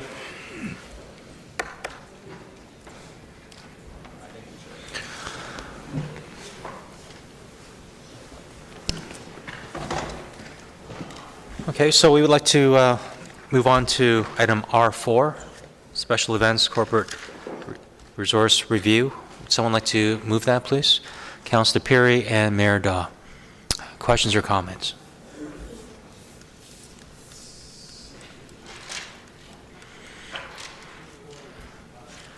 Councillor Thompson. Thank you. Through you to Mr. Elliott. Mr. Elliott, the council contingency operating account, is that the one traditionally, from a budget perspective, we have like $20,000 or $30,000 within, and we typically draw for it for these in-year type expenses?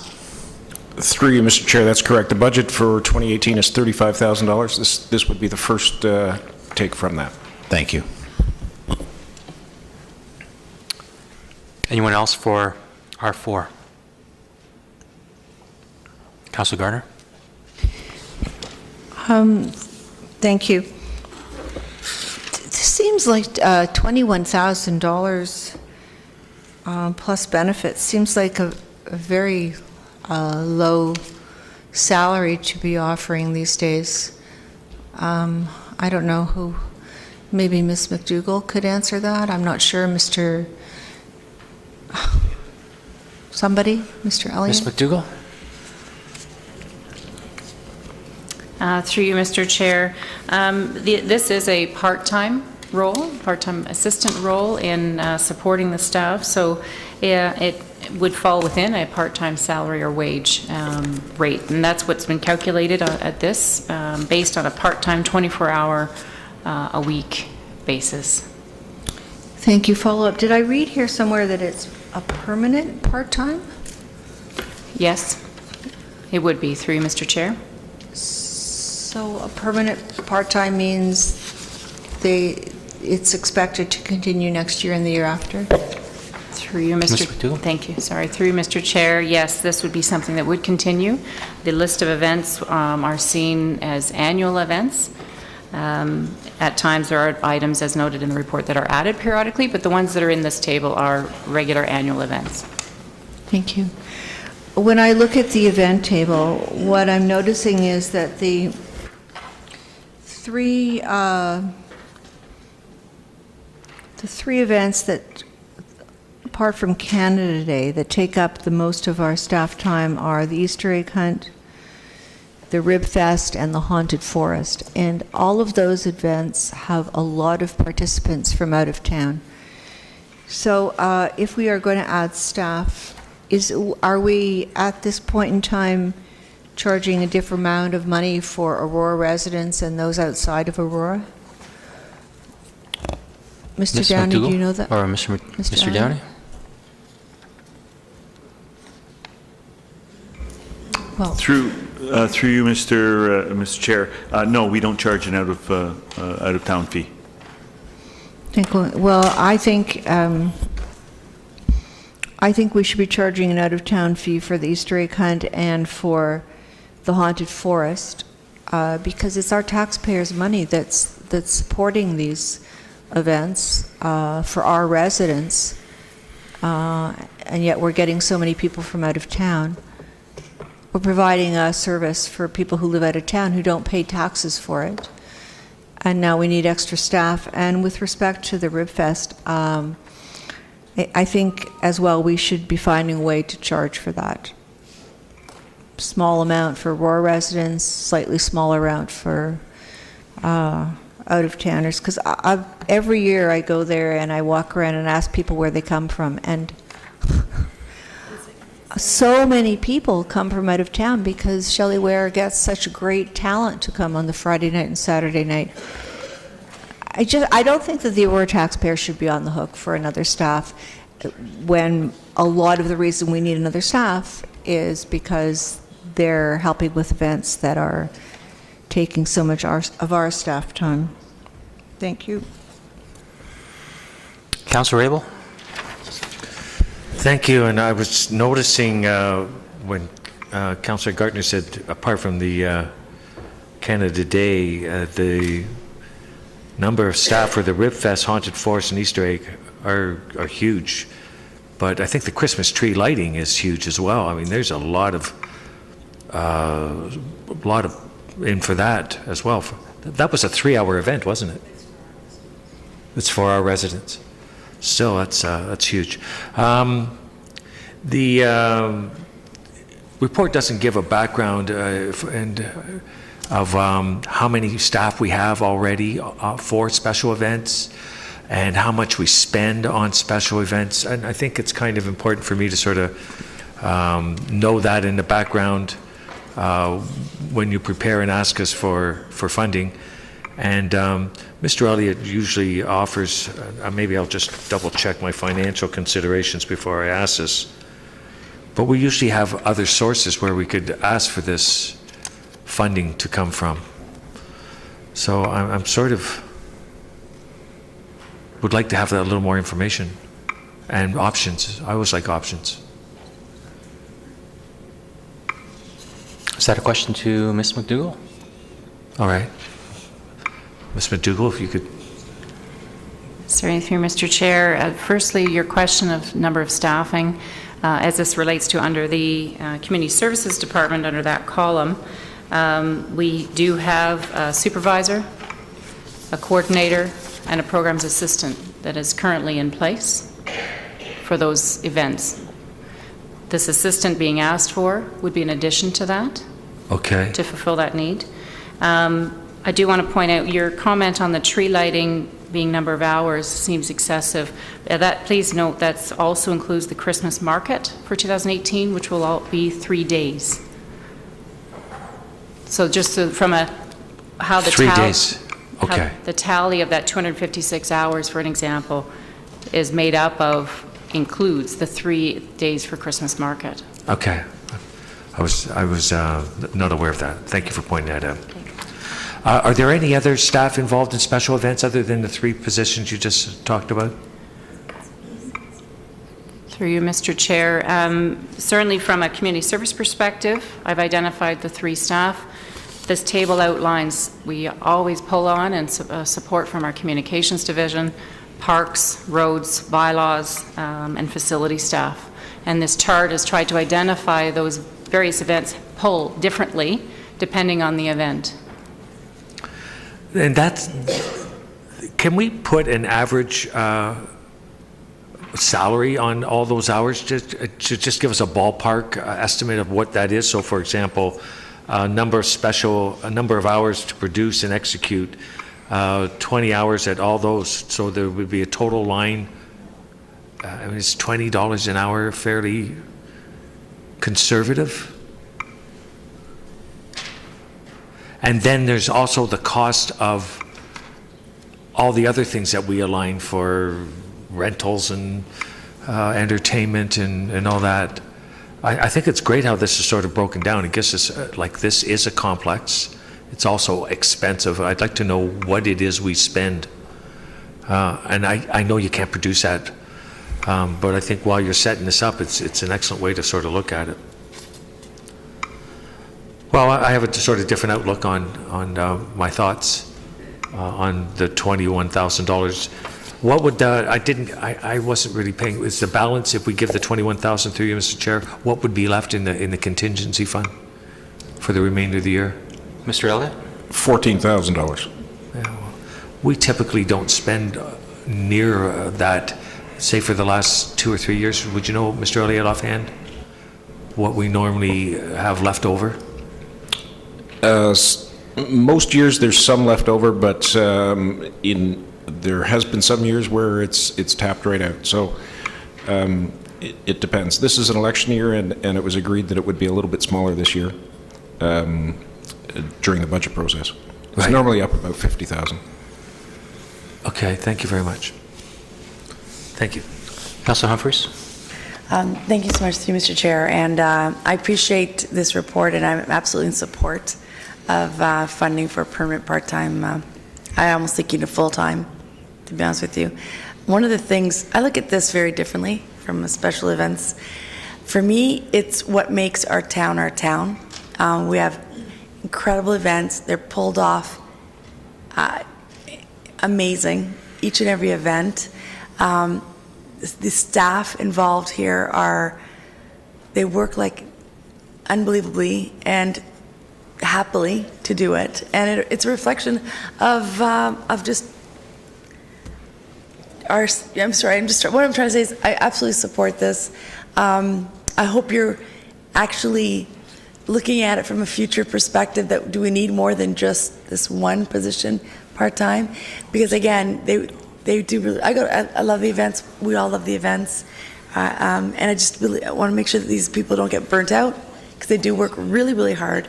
And of course you've done a great job in sort of outlining all the different resources we need for every event. I'm not interested in the full cost, because again, I see the delivery of it and it's incredible. So absolutely support this. I had one other question that I can't remember right now, but thank you so much. Sorry. Thank you. We'll go to Councillor Thompson for the first time. Second. Sorry, it was Mayor Daw, and then we'll go to Councillor Thompson. Thank you, Mr. Chair. I would actually support a full-time position as opposed to a part-time, but I'm wondering if maybe we could, if it would be appropriate to look at this at the Finance Advisory Committee in terms of just, well, it's part of what we've been trying to do with the Finance Advisory Committee is to look at things like this in order to bring back to council a recommendation. I think this might be an opportunity to do that, to look at, to have the discussion as to should it be part-time, should it be full-time. I completely agree with Councillor Humphreys that, you know, special events make the town. That's what people remember, whether it's music in the park, the Easter egg hunt, the Santa Claus parade, the Canada Day festivities. So we need to be looking at how we can do that, a great job in that all the time. So I would suggest, sir, that we refer this to the Finance Advisory Committee. I'll just ask before I put that on the floor, if I may, Mr. Chair, if this is time sensitive, that would be to Ms. McDougall. Okay, actually, I think the clerk will be, or the CEO will take that. Through you, Mr. Chair, if I might, well, there's no issue with referring it to the Financial Advisory Committee, given that this is a part-time person and it's in response to the heightened level of activities in this current year. I wonder if we could have that discussion at FAC with respect to the budget of 2019, whether it should be made permanent. Okay. It would still allow us to go through and put the staff resources in place for a busy summer and fall period. In that case, I'll withdraw my my referral to the committee. Because we didn't get that far. Mayor, any other comments? No? Okay, so, sorry, we're going to go to Councillor Thompson. Let's just go to Thompson. Okay, let's go, Mr. Thompson. Thank you. And I just want to draw council's attention to the fact that there really are only two choices. One is to bring on a part-timer to be able to address the need, or to pay overtime to the existing staff in the tune of 855 hours. That's the gap. So that's the big issue. And I'm personally more in favor of bringing on a part-timer than asking all of those staff to work the overtime. I do agree, though, if council wants us to take a longer discussion with it at the FAC meeting, happy to do that in light of the 2019 budget, but I think that staff have come to us and said, you want us to do all these events? Great, this is the council directive, but I either need approval for overtime hours or a part-time person, and I'd rather see us hire a part-time person. Councillor Gardner? Thank you, and I agree with that as well. I should have said that up front.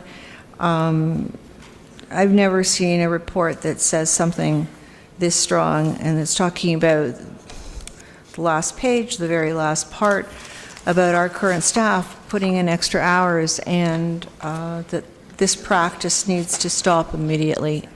It does. It's not sustainable. It's not fair to staff. And I also agree with Councillor Humphreys that these events do make our town.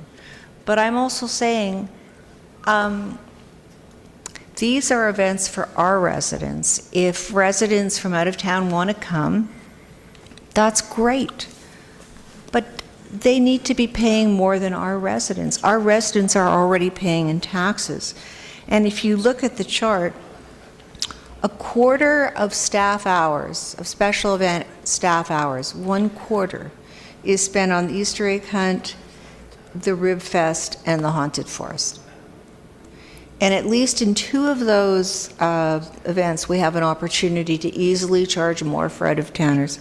And with respect to communication staff in those 3 events, 1/5 of their time is spent on those events. So let's have great town events. Let's have our residents enjoy them. And if people from out of our community want to attend, great. But I'm sorry, they need to pay for it. It's not fair to our residents.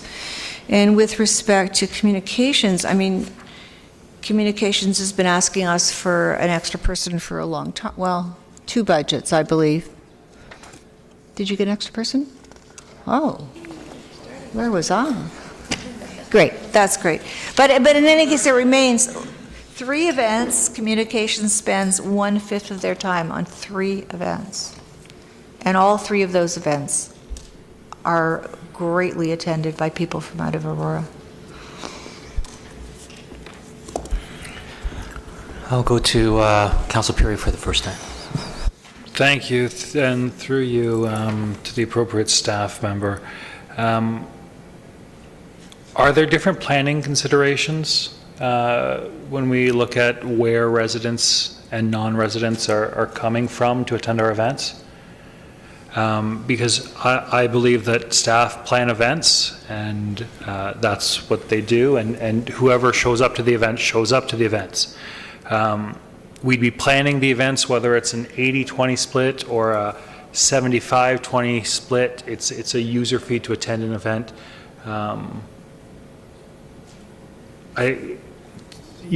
My question is, does the planning change depending on where people are coming from? Ms. McDougall? Through you, Mr. Chair, not really, no. The event is a Town of Aurora event. As far as the attendance, it's not something that is necessarily tracked, but it could be, depending on how the admissions, if there's an admission fee. Not every event has an admission fee, and it may be very challenging to implement an admission fee, depending on the grounds and where the site is being administered. But the staff administer it and plan it as a whole, inviting opportunity, bringing community and non-residents into this community.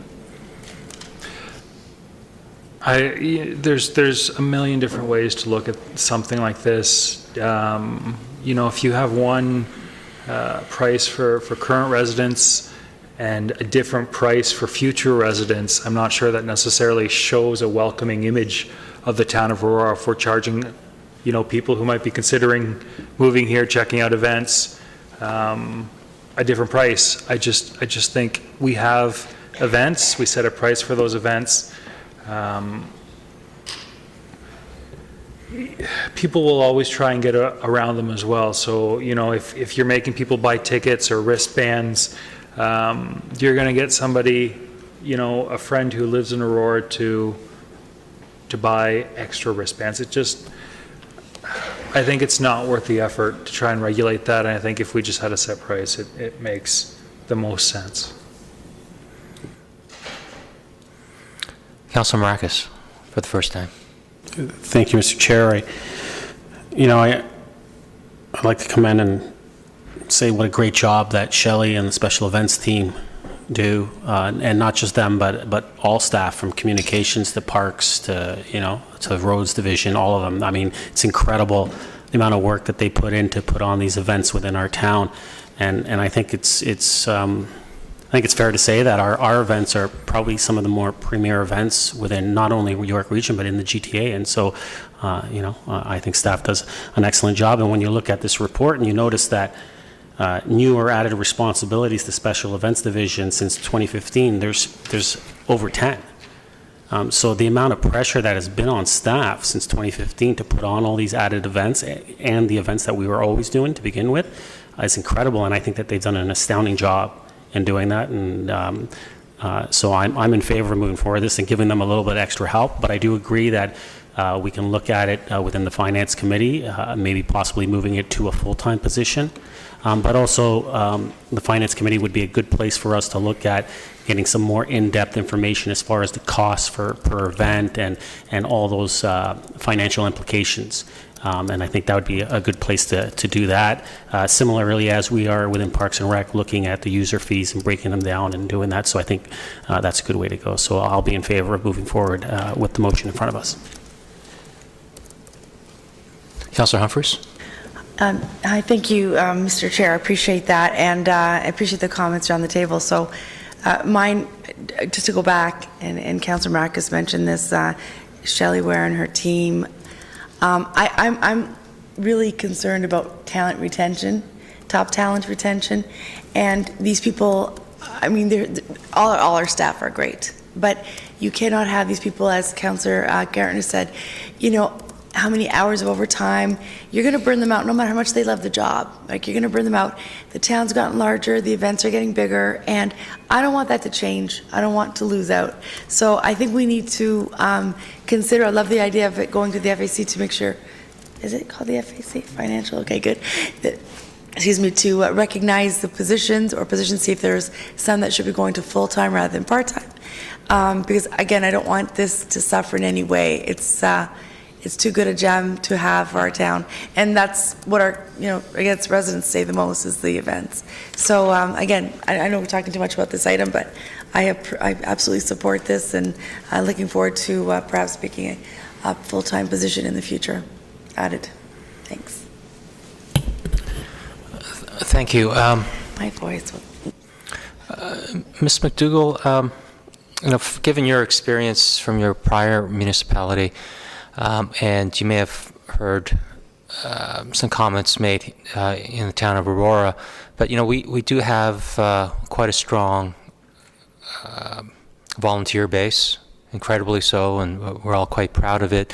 And for those who might suggest that, you know, we have a strong volunteer base, why does the town of Aurora have to spend more money on having a coordinator and more staff for special events? How would you respond to someone with that comment or question? Through you, Mr. Chair, or to you, Mr. Chair, as it relates to special events planning, and certainly the dedication of on-site hours, we couldn't do events without volunteers, absolutely. And there are some of our volunteers that are the expertise that lead us and guide us in some of the decision-making and provide us guidance in how events could run and recommendations of how things can improve. As far as implementation and running an event, the staffing model is still very much important as far as consistency, running from event to event, year-round planning and action plan from, as you can see from the 23 events on this table, and not to mention a few that get added on, it's a full calendar year of planning. And volunteers, as much as they are dedicated, they don't have that level of time to be able to afford in this busy schedules. So again, they're valuable, but at the same time, it's very, very important that we have the consistency of a professional staff member to lead and manage these events as they have. Great, thank you. That's a great response. So is it fair to say that you know, we do need staff to quarterback events, plan the events, and that takes incredible amounts of time, and certainly we're not talking about hiring a part-time special events coordinator for manual work or to the day-to-day responsibilities, but we're talking about planning and ensuring that everything throughout the year works out okay. And it's also liaising with senior management team to make sure that the right activities are planned. Thank you very much. Go to Councillor Abel for the second time. Thank you, Mr. Chair, and thank you, Ms. McDougall, for the response about volunteers. And I think as you are here in Aurora, you'll see that there is a very strong community of volunteers. And two events that come to mind that are outstanding here is our Aurora Sport Hall of Fame induction ceremony, which we all attend. It's a fabulous evening, all done by volunteers. And also the Aurora Winter Blues Festival. Like our fantastic Haunted Forest, it is recognized as one of the top 100 festivals in Ontario, again, all with volunteers. So there's a great resource there as you go forward. And these are consistent year after year events. Mind you, each organization is only doing one. They're not doing what is presented, and I'm just saying it's probably 24 or more. So there's a great way to move with your community to offset some of those costs and utilize, as you said yourself, some of the suggestions and expertise that they can offer and assist and do these things together. So I appreciate that being brought up, and I think they should be recognized, and they are, because we have a community recognition award, so we do recognize the volunteers.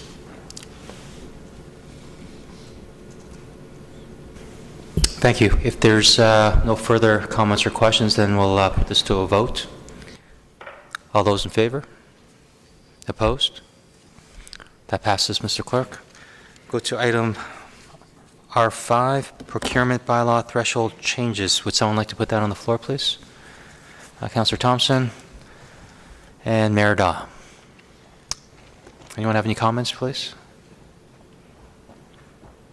Councillor Gardner?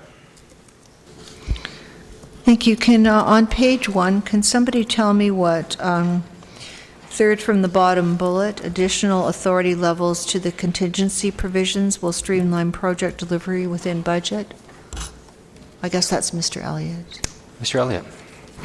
Through you, Mr. Chair, the changes that we're making to the contingency, I guess maybe to preface any of the comments that I make tonight, it's important for this council to understand that no procurement activity happens without approved funding in place. And so if there is no approved funding, they have to come back into this room to get that. So with that said, the changes that we're proposing on the contingency provisions will streamline project delivery by removing the need to come back into council for special authority to spend approved funding to complete a project.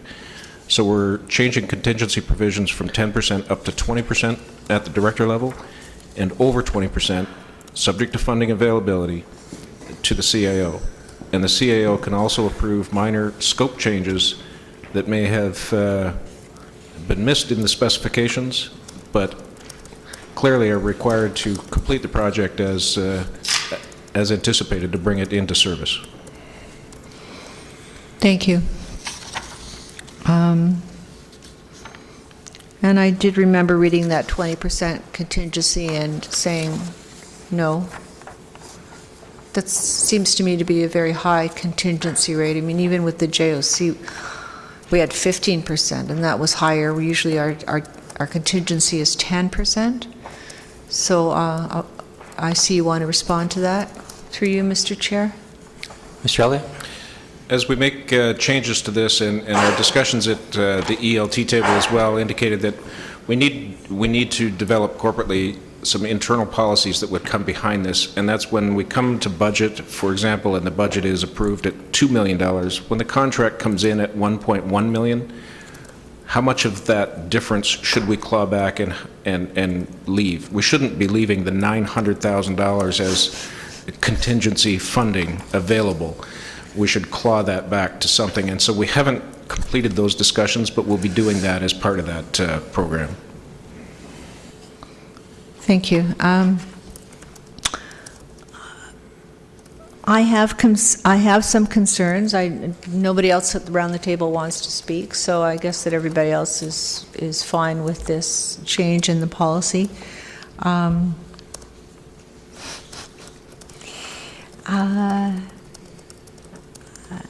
I just, maybe I'll say more next week. Councillor Thompson. Thank you. And I'm sure council's all read the report, but I just want to point out that it did come to the Financial Advisory Committee prior to coming to council, and so those that sit on the committee did have a chance to review it and made some comments and some changes, as well as some additional clarification were provided in it. There's some comments on page 10 about the committee's review as well. So, for myself, I had some questions regarding the different threshold for consultants, and Mr. Elliott's addressed that in the report as well. So that was from the committee's perspective. Okay, if there are no, Councilor Gardner. Thank you. Thank you. I did read that, and I appreciate that you had a good look at it. On page 9, very bottom, compliance review process will ensure accountability. So it says procedures will be developed internally for ensuring compliance, including internal audits, etc. So why are we not developing these procedures, through you to Mr. CEO, why are we not developing these procedures first before putting this change in place, or before asking council to put this change in place? Mr. Nadarasny?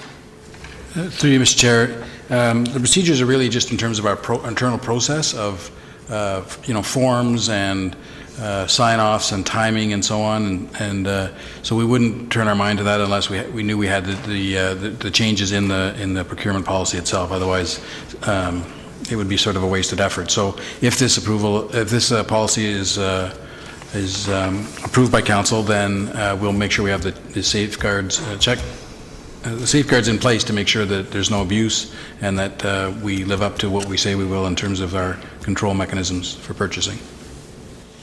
Thank you. Any other questions, Councilor Gardner? No, thanks. Okay, so I'll put that on the floor for a vote. All those in favor? Oh, sorry, Councilor Perry? Thank you, Councillor, Mr. Chair. Through you to either Dan or Mr. Nadarasny, can we talk about what reporting is being contemplated at this point? Anything, when they come to us now, we're aware of them. Are there any mechanisms that are being talked about for any new tenders, who they get given to and things? Mr. Elliott? Through you, Mr. Chair, certainly one of the items is when we remove council from the formal approval, and I discussed it in here, is to keep council in the loop. Quarterly, we would be reporting on contracts awarded over $250,000. And that's fairly standard when I look at other municipalities that have removed council from the final approval stage, increase the reporting on that. And then we're also, while we're doing those quarterly reports, we'll also be reporting on single and sole source over the $10,000. So I have no concerns with that. I think this makes sense. Thank you. Okay, if there are no other comments or questions, we'll put this item to the vote. All those in favor? Opposed? That passes, Mr. Clerk. And move to item R6. Someone like to move that, please? Councillor Tom and Councillor Gardner.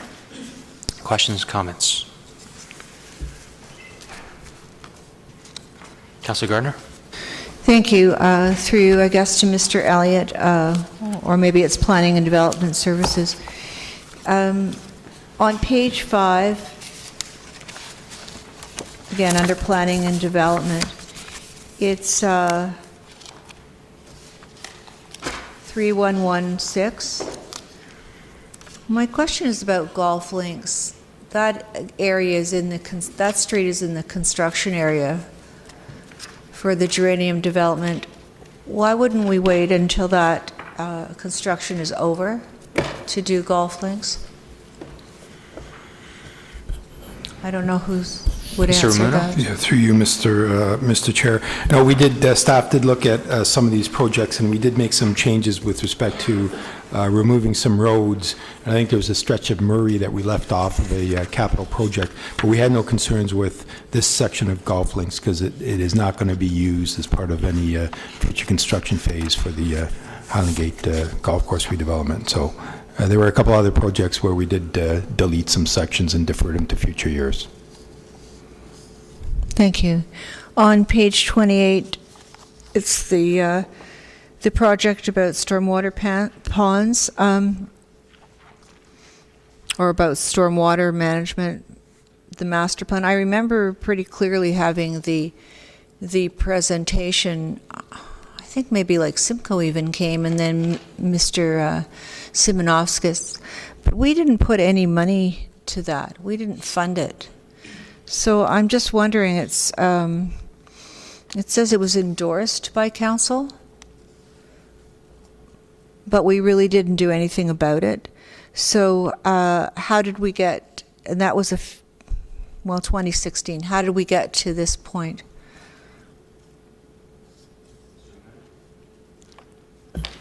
Through you, Mr. Chair, I believe this is the $300,000 that has been identified for the future master plan work for the stormwater. I think that was originally endorsed by council back in 2016. I don't believe anything has occurred. The plan is to undertake this in 2019 if it's approved. But I mean, I can definitely confirm that and report back to council. I'll have to refresh my memory on this one. I guess what I'm trying to say, thank you, Mr. Muno, is so it's now 2018, and we're now going to spend the $300,000 to follow through with a comprehensive stormwater management master plan. And this is the first stage in that. And then from there, we're going to be putting money into capital repairs if they're needed. Through you, Mr. Chair, yes, that's my understanding. Thank you.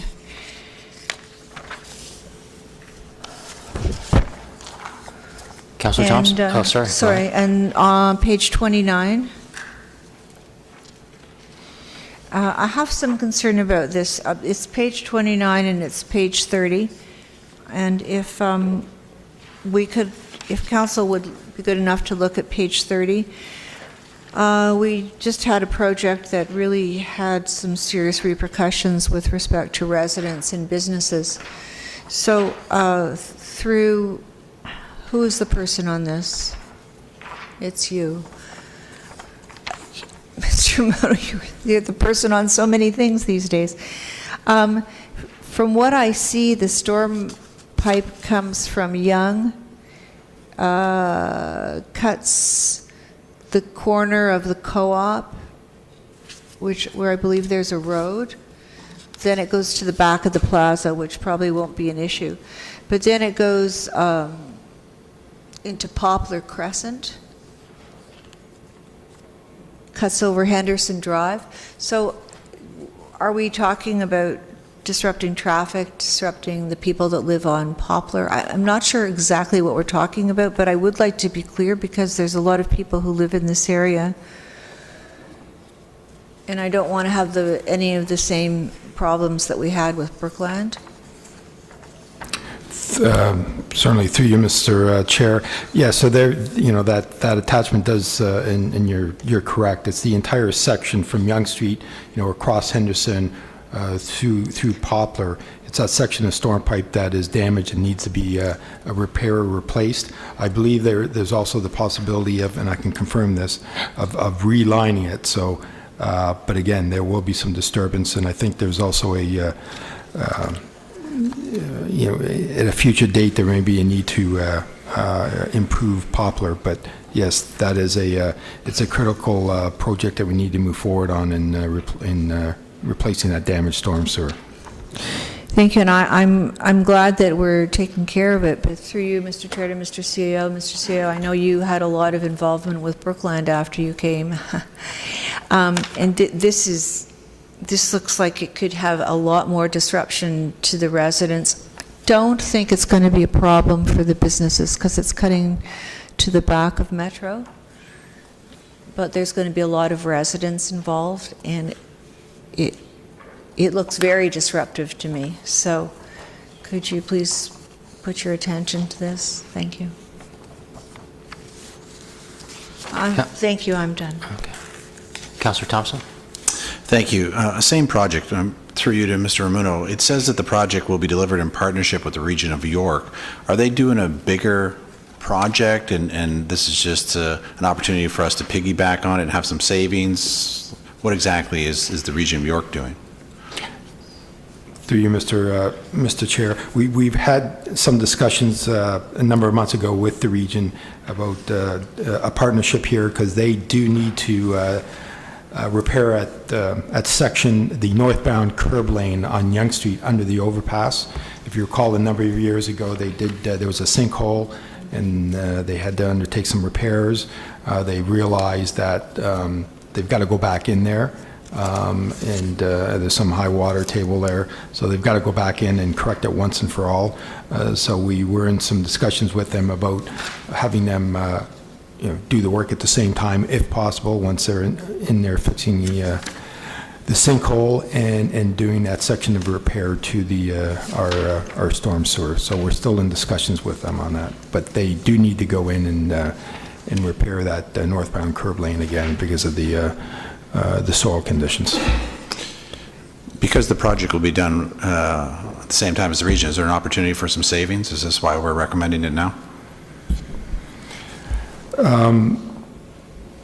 Again, yes, we're hoping that we can, with a partnership, save some costs when they're in there doing that section, replacing that section of that pipe that runs through the Metro Plaza. It has to be rerouted because, again, a portion of that pipe is underneath the plaza itself. So we're still in discussions, but I'll report back to council once we finalize things there, and obviously there'll be a communication plan coming from the region when they commence the work under the overpass.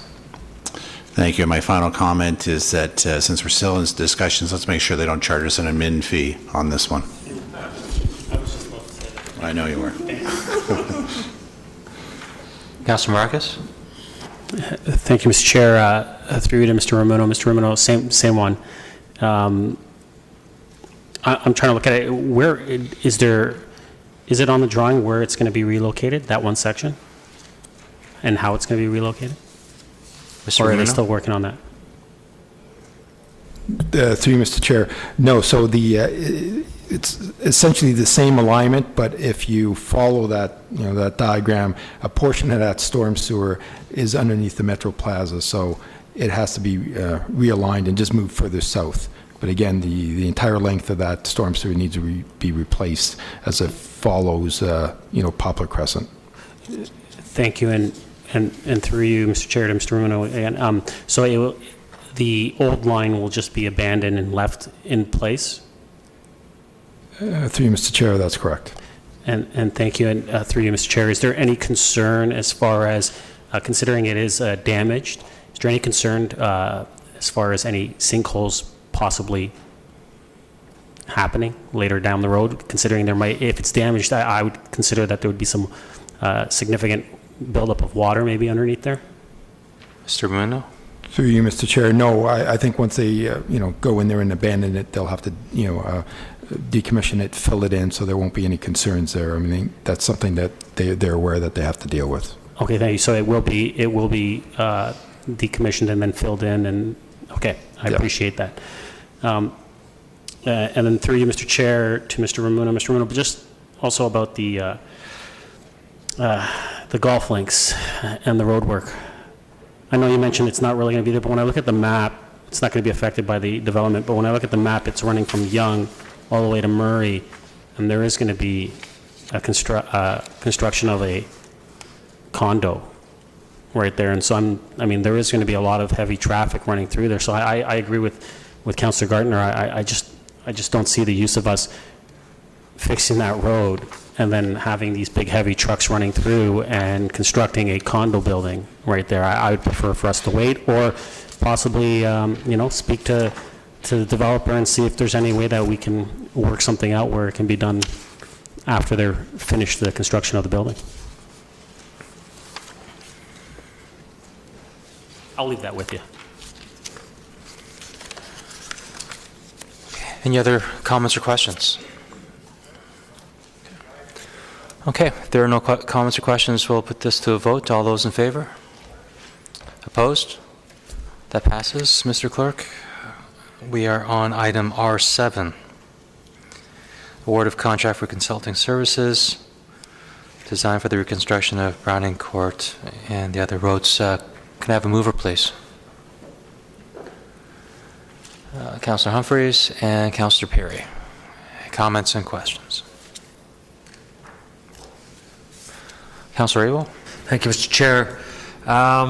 Through you, we had a 10-year capital on road replacements, and it seems to me this might be the last lot of streets that are going to convert from culverts to sewer.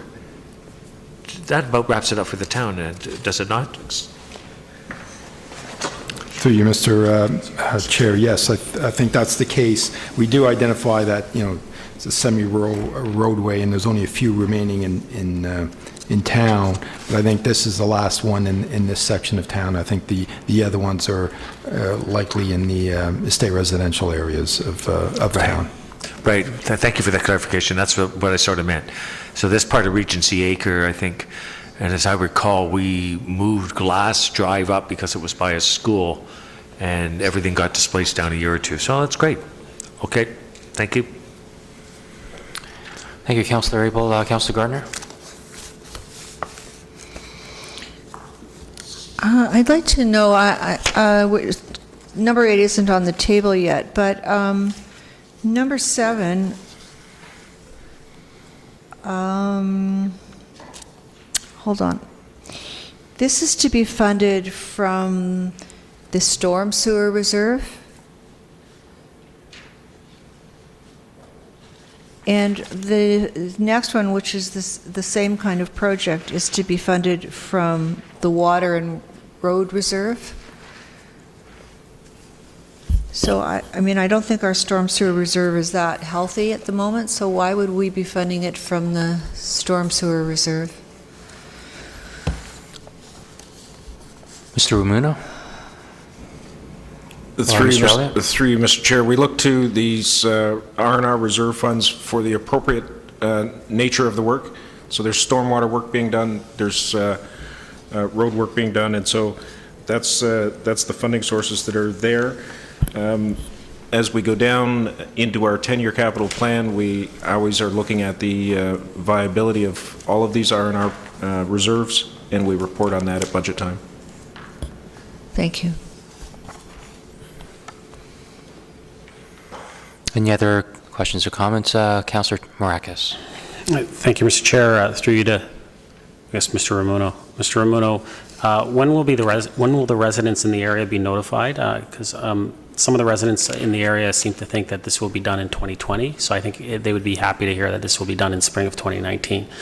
So I'm just wondering, when will they be notified? Mr. Rumuno. Through you, Mr.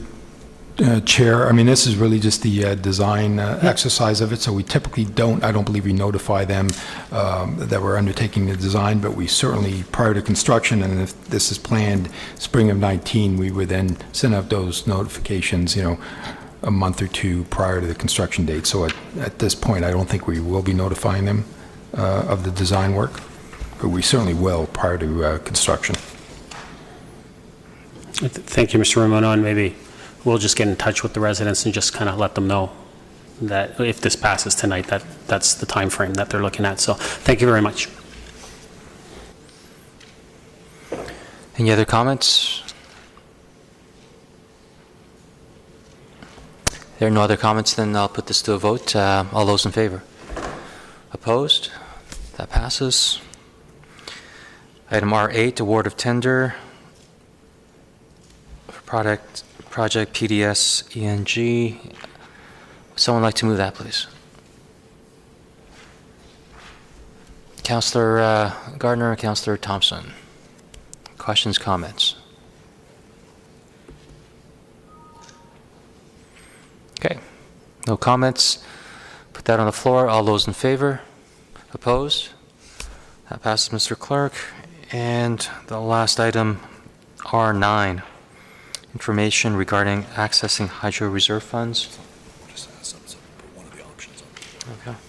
It looks like we have some options. Would someone like to put an option on the floor for discussion, please?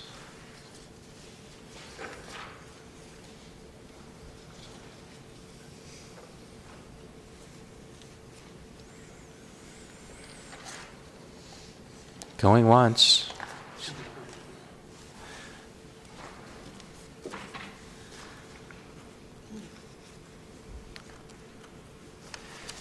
Should we put the options up there? People see.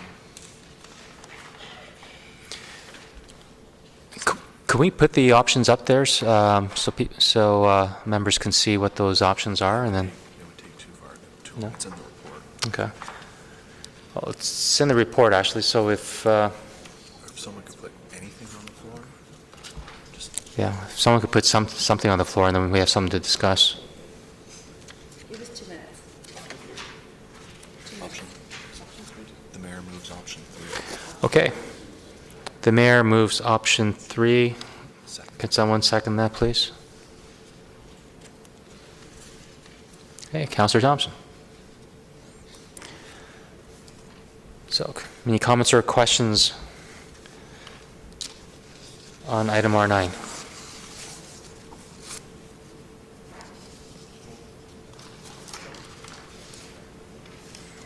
Okay, so we have no comments or questions, so we'll just put that to a vote. All those in favor? Opposed? That passes, Mr. Clerk.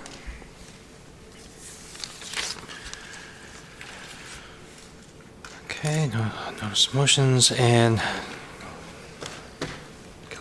oh, that's right. Almost forgot about a consent item. So we have C2. I believe that was Councillor Gardner. Do you have any? What was your question, Councillor Gardner? Motion. Or could we have a motion to put that on the floor first? Councillor Perry and Councillor Humphreys. Go ahead, Councillor Gardner. And actually, I think I was remiss. I should have removed it to the regular agenda. But I would like to know, through you, Mr. Chair, to Mr. Elliott, we have several cases where we've put money in the budget and we haven't followed through on them. One is the backup cameras. That was $50,000. And then we have a lot of items that have been overpriced, sometimes, well, to a third for the ones that I'm looking at. So why does that happen? Would you like this to be part of the regular agenda for next week? I didn't move it. Do we move this to the regular agenda? Yeah, you can move it to regular agenda for next week, Mr. Clerk. Through you, Mr. Chair, just the same process as tonight. If you wanted to pull it from the consent agenda next week, it could be moved to the regular agenda. Okay, then I'm going to do that, and Mr. Elliott, you can think about those very vague but also concrete questions that I've asked you, and maybe we can go through some of this during the week.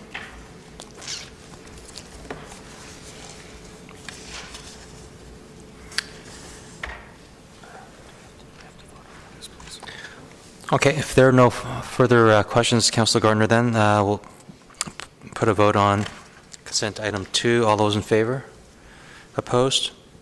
Okay, that passes. Mr. Clerk, C4, and that was Councillor Gardner again. Do you have a question? Or actually, would you like to put that on the floor, please? Okay, and second? Okay, Councillor Tom. Go ahead, Councillor Gardner. Again, I've already raised it. These are 2 culverts crossing Tannery Creek. Through you to Mr. CAO, shall I assume that we have a good handle on this time? Mr. Nadarashna. To you, Mr. Chair, you can assume we will absolutely have a good handle on this. Thank you. I mean, apparently culvert restoration is not that easy, especially if there's a lot of rain. So we've learned a lot, have we? Thank you. Okay. For the vote, all those in, Councillor Abel. Thank you, Mr. Chair. And my thought is along the same line, but my question was going to be different. The firm that was awarded this is not the same firm that was awarded the contract on Brookfield. Through you, Mr. Chair. Mr. Ramuno? Through Mr. Chair, it's a different firm. Because when I look at the vegetation destruction, it's stark when I go by there. And now it's not a babbling creek anymore, it's a big pond. It's quite dangerous.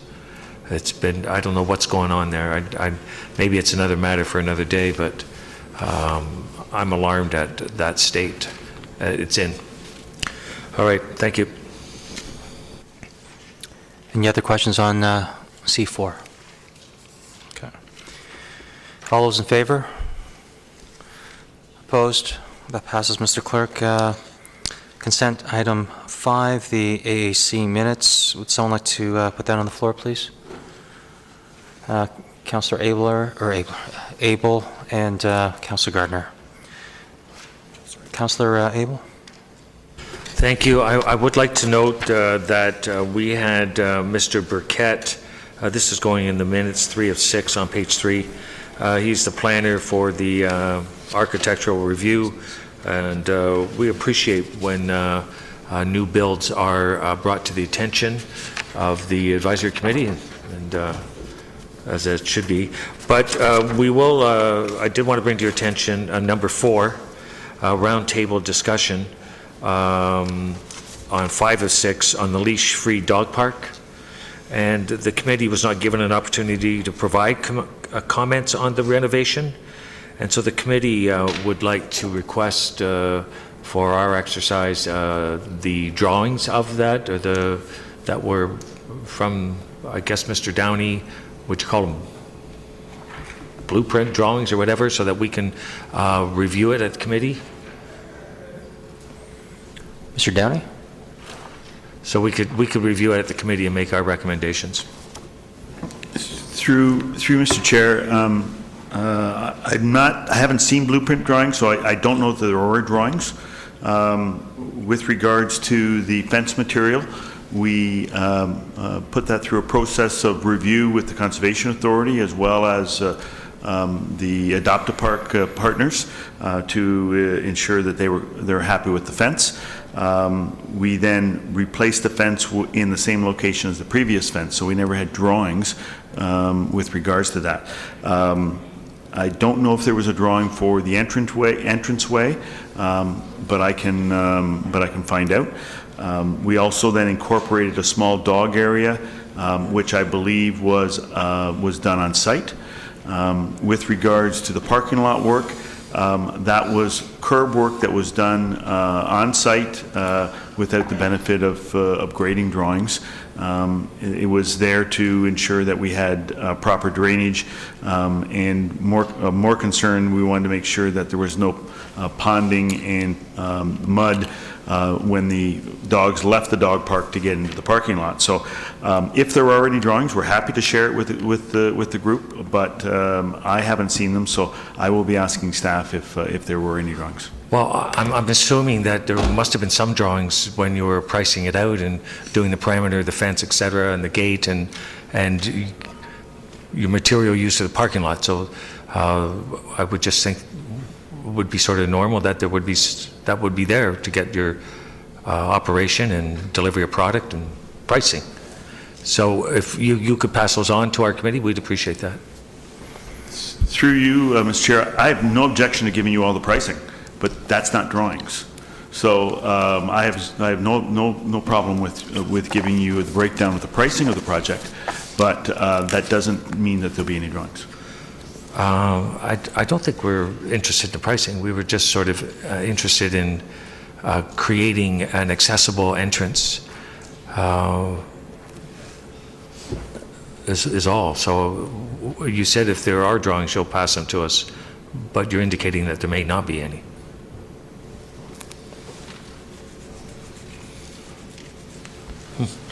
Okay. Thank you, Councillor Abel. If there are no other comments or questions, we'll vote on C5. All those in favor? Opposed? That passes. Move on to new business, and I will start on my left to Councillor Puri and move right. None. Mayor Daw? Councillor Tom? Councillor Humphreys? No. Councillor Abel? No. Councillor Thompson? Just following up from the delegation from the Wildlife Center, will staff be acting upon that or coming back to, or where does that stand with regards to that request? Ms. Van Leeuwen? Through you, Mr. Chair. As you know, we have established a joint management group that's overseeing the shelter service and animal control with our municipal partners. I expect that we'll be coming forward with a report in the very near future before the summer break to provide council with an update. As part of that report, perhaps I can do a little bit of research. I did give the woman my business card, and we will be in contact with them. Great. Thank you very much. Councillor Gardner? Thank you. Further to that, the season is upon us, Ms. Van Leeuwen, when the residents are really going to be interacting, or at least having possible issues with wildlife. So I would like to see something happen before then, because we're going to get calls as councillors and emails, and there are going to be issues, and there is nothing in place. So I would like staff to bring back a report on that for our next council cycle, if council agrees with me. I don't think we can leave it till the summer or after the summer. I mean, last year we had the SPCA. They're not full service, but we at least had somebody. If residents called us, we could say, well, yeah, call the SPCA, because my understanding is that bylaw is really not equipped to do anything about wild animals. Through you, Mr. Chair. Through you, Mr. Chair, we have been responding to some wildlife calls, and in fact, I have the statistics here for March. There's probably about a dozen calls that we've responded to, and if the wildlife are injured, we are transporting them to Shades of Hope. They are being rehabilitated, and we will go and retrieve them and bring them back, because there are provisions in legislation that they have to be released within a kilometer of where they were captured. So we are responding to some of those calls. We've also worked with communications to script some messaging for Access Aurora staff, as well as our after-hours services. So we are responding to some degree to wildlife. Thank you, Ms. Van Leeuwen. And we're using another service, Shades of Hope. But I think it would be prudent for council to look into a full service group that could do everything. The $20,000 seems to be a pretty minimal amount for providing that service to the residents. And I'm not sure how you chose Shades of Hope, but that wasn't, as far as I know, part of the council plan for how we were going to go forward with animal control. Like, where does wildlife fit in animal control? Through you, Mr. Chair. It's interesting that our contract with OSPCA did not include wildlife either.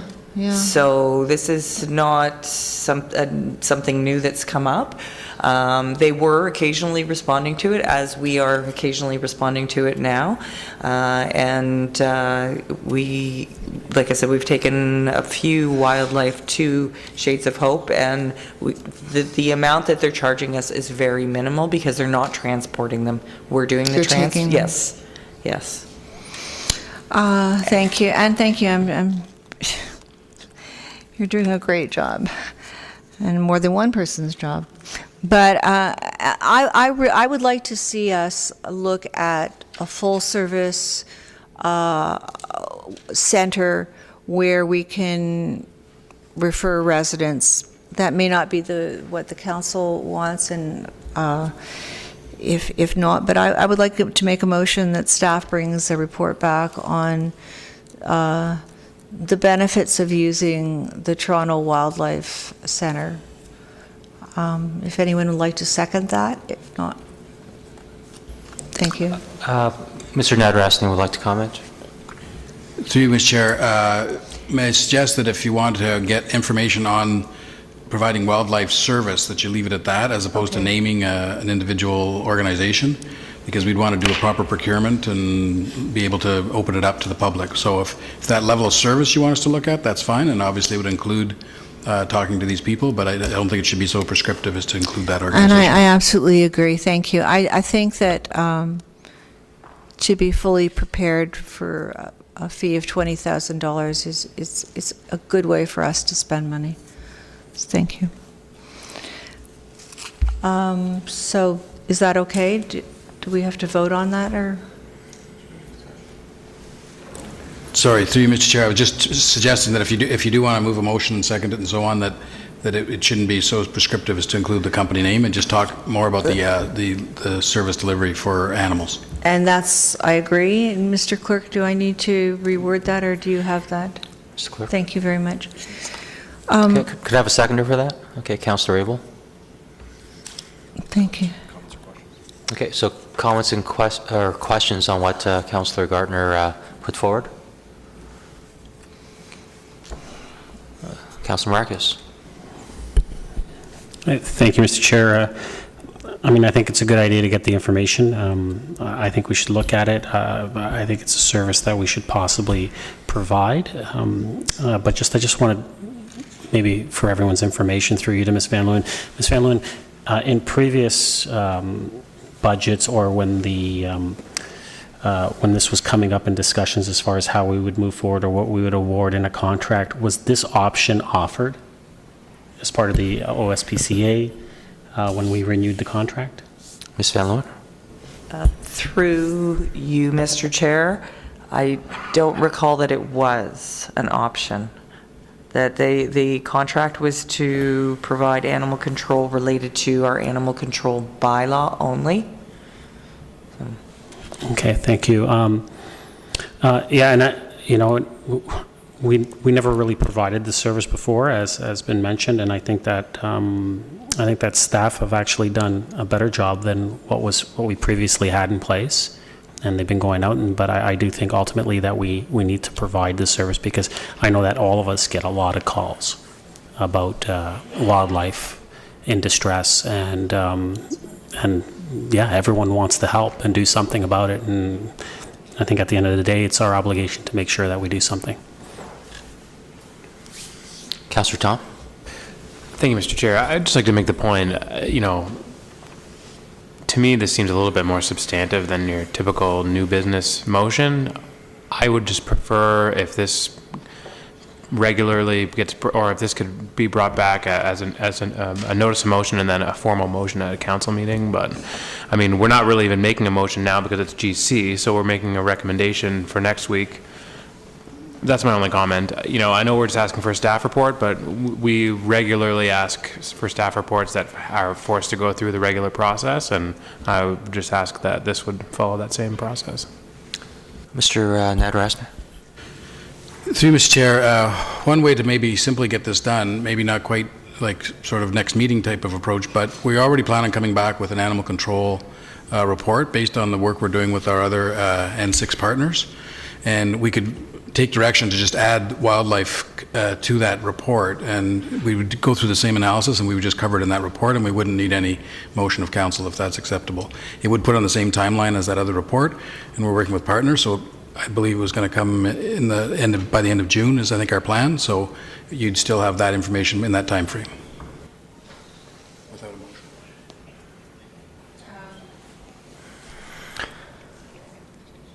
Do I Councillor respond? Gardner? Yeah, sure. Go ahead.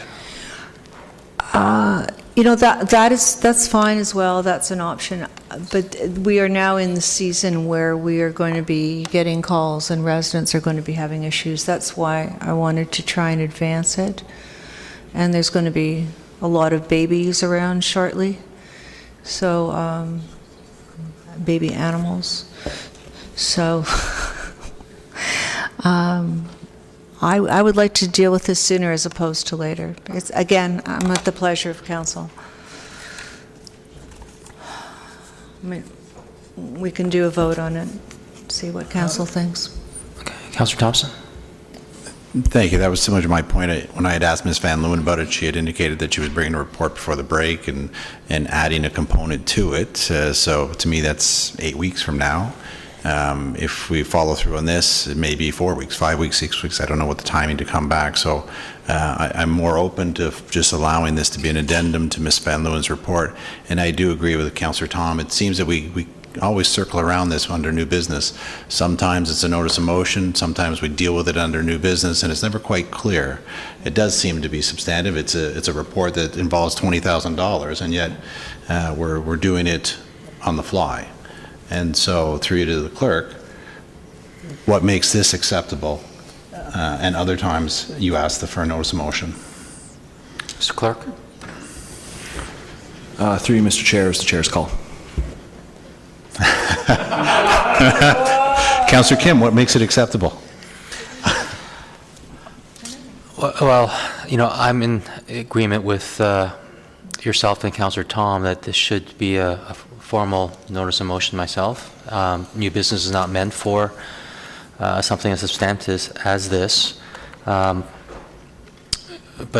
you know, not to refer back to the clerk, what's the point of having, like, what differentiates new business from a notice of motion? Is there a clear delineation? Through you, Mr. Chair, you know, the procedure bylaw is vague with new business. You know, it's up to someone's interpretation regarding whether a motion in new business is substantive. You know, I'd be in favor of amending the procedure bylaw to not allow motions in new business, but certainly that would be council's call as well. So if I still have the floor. You know, I do agree with the issue, that it is an important issue, and I'd like to see us deal with it sooner rather than later. But my preference would be to try to encourage Ms. Van Leeuwen to bring that report forward as soon as possible, and then take it as a whole in terms of both the overall services as well as this inclusion. And that would be my preference rather than dealing with it separately. Thank you, Councillor Thompson.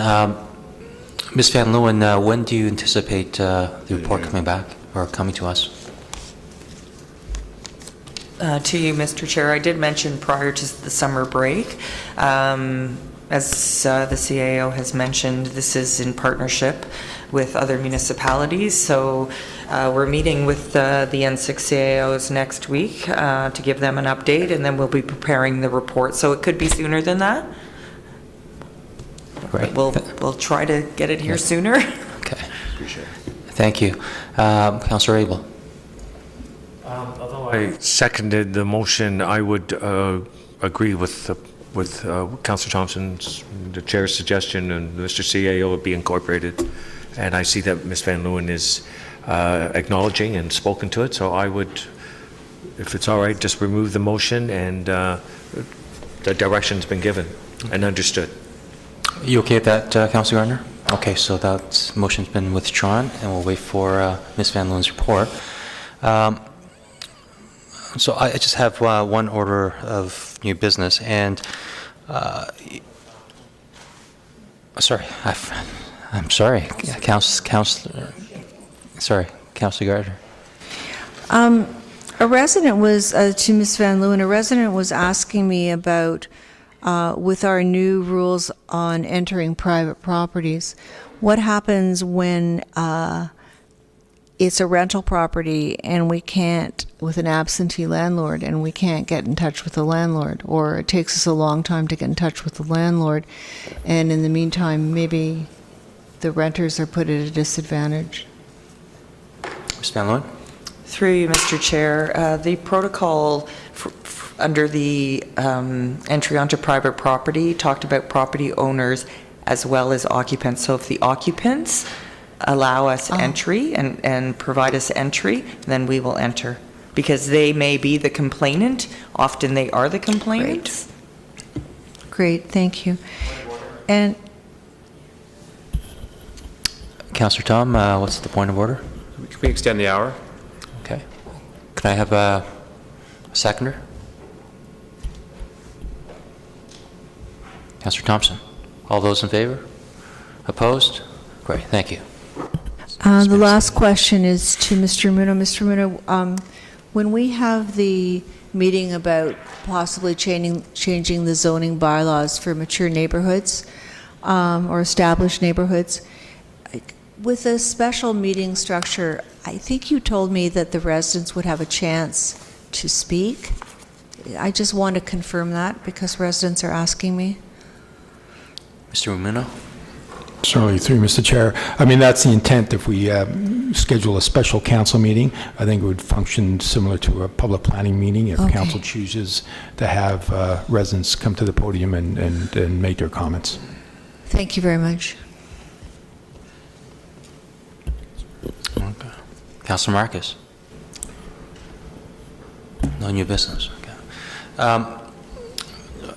I have one piece of business, and yesterday we had 262 calls to Access Aurora regarding the storm the last couple of days, and a large portion of that was about windrows. And there was a lot of discussion amongst residents and council alike regarding increasing the service levels to have windrows removal in the subsequent winter, next winter.